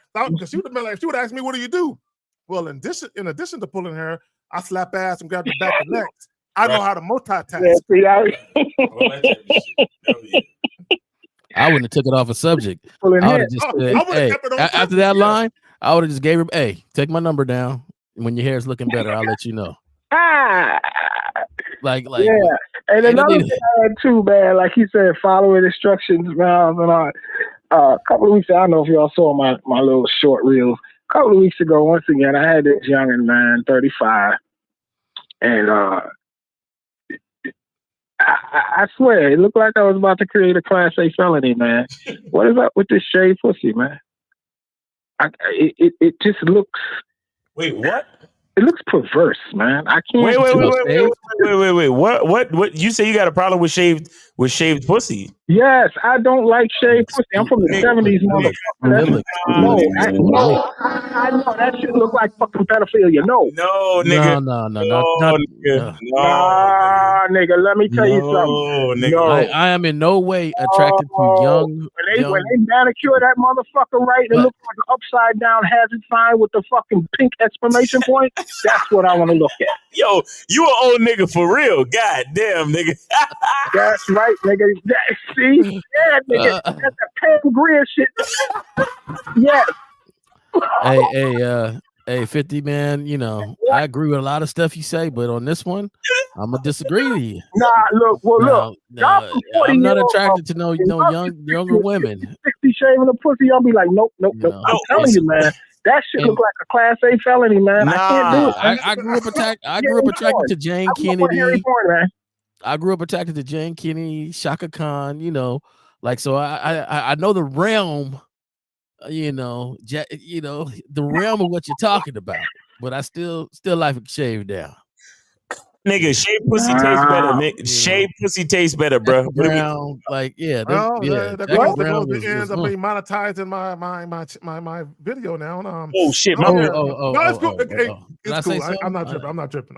It's all good, gentlemen. I'm not tripping. It's all good. But it's just that's just me. Man. Hey, look, that's just me, man. I gotta have something down there because I'm telling you, it's just something about that. It's like, hey, everybody like what they like, that? though. Everybody. The reason why people used to shave, they should shave because of the prostitution back in the day. That's all it was. Well, personally, I like the ability to have a woman go wherever I want to take her. So if I want to tell her, hey, grow that shit out for me, she gonna do that. When I tell her shave that shit, she gonna do it. However I like it is how it's gonna be. I don't like hair in my food, and so I don't expect hair in my food. Yeah. I mean, don't get me wrong. I prefer like you. I don't like spitting out shit. You know what I'm saying? You know what I'm saying? Yeah, it'll be. Nah, I like that shit smooth. You gotta brush it before you do anything. Oh, I got to. What am I parting it? Am I putting a part in braiding sides to go to school? Come on, man. Let me find out. Nigga be in the bed raking shit. You be in the bed raking. Hold on. This is my brush, but not that type of brush. Move that out the way, girl. Yo, 50, you got the Afro pick with the fist on it, and you be you be the red, black, and green joint. Yep, nigga, the one that folds out. Yep, I got that. Nigga, stop. Yep. Let me tell you something. When they told us that she can't use your comb, you can't bring her home. That's not what they was talking about. 50. Hey, do you ever look? Do you ever look up and say, "Can I braid it?" The teeth is a comb, right? You ever look up and say, "Can I braid it?" Hey. Nah, put the Jericho teeth on it, right? Hey, nah, bro. Nah, we need that shave, man. We need that shave, man. Shout out to all the wax houses out there that get it done, man. Yeah. Because for a brother to really get down and enjoy his meal, I can't have nothing. Yeah, my palate, dog. You know what I'm saying? Exactly. Nothing in the way. You know what I'm saying? 50, we on OT though, man. What else you got for us, man? Anything else or any questions? Just one thing, man. You know, someone tried to shame me. They try to call me a sexual deviant. No Diddy, but I was like, nah, that's what I like to do. I like to watch niggas fuck lie. What the fuck is wrong with that? What you like to watch? What? I like to watch couples fuck. What's wrong with that? I sit in the corner. You into voyeurism and all of that. All right. That's a whole other level. Yeah. And they call me a deviant. I said, no, you just don't like people to watch you. Oh, so what? You went to like a swinger spot or what? What is this? No, just like motherfucker walk up to bitches. I walk up to bitches and say, "You fucking that nigga tonight?" Yeah, I like to watch. Oh wow. Okay. 50. Yeah, see, I'm not whole gonna other do level. all of that. That's a whole other level. That's a whole other level. Yeah. Nigga, hey, do you? See, that's me. Do me. That's right. Hey, I don't judge. Whatever people do is whatever they do. Whatever you into is whatever you into. I'm actually trying to be the nigga fucking though. So Yeah, I'm trying to. I'm trying to be the nigga fucking. So. Shit, I'll be over there, smoking and drinking and nothing. Go ahead, do your thing. I might be instructing some things, but go ahead. I know. You know what? It's funny when you find out the certain levels and the things you like, right? You know, and how you find them out. That could be a whole different show, right? So I'll just leave that story to the side there. Maybe that'd be one. What you do, the late night Tuesday show? Yeah. 50, you got to call in so we can explore that a little bit more. Yeah, call in 50. Call in on the late night Tuesday show, man. All right. Okay, yeah, I can explain what I like to do because I mean, I've been like that since I was younger and didn't really come out until maybe. Yeah, because there's some stuff I can get into a little bit more regarding that. Okay. Yeah. All right. Well, hey, it's a good thing you're out there in Chocolate City because there's a lot of opportunities for that. It ain't Chocolate City no more. It's Neapolitan. Neapolitan. All right, 50. We appreciate the call, man. Thanks a lot. All right, y'all. Gentrification is real, man. All right, brother. That brother crazy, man. Lord have mercy. We went from two extremes. We had one old nigga that's waiting for marriage and don't fuck at all, and then we had 50 on some freaky shit over there on some voyeurism shit. Lord have mercy. Lord have mercy. What's crazy if you work at a convalescent home or an older home, right? Yeah. When they get to that age, that's all they want to do. Yeah, they don't give a they don't. And they don't. And in fact, they don't even put it on condoms on or nothing too. So they got a rise of diseases. But then people are like, look, I'm almost like, how much more living I got right now? Like, I want to do what I want to do. So it's crazy. And then this guy's like, all right, gentlemen. Wear your condoms and get your soap. Get your condoms, get your soap. All right, guys. You stole that one, boy. All right. So hit that QR code, get your soap, guys. But I mean, it's we on super OT, guys. So let's wrap it up. Whatever y'all talking about, get it. Yeah. For those of you that got questions, hey, I got to ask that shit tomorrow because these calls was live. Yeah. Shout out to Steve the Dean in the chat. And shout out to Renee P. You know what I'm saying? Moderator extraordinaire. Yes, sir. And for the other moderators that was up in here, you know what I'm saying? Appreciate y'all too. For all you guys who had questions, for those of you who called, appreciate you. Shout out to Mr. Justin. Shout out to the homie Miles. Shout out to the homie Jay Roman. Yes, sir. All right. Peace. Yeah. Peace, guys. Real Game No Theory tomorrow, 12 noon. Make sure y'all tune in. For real. That's right. All right.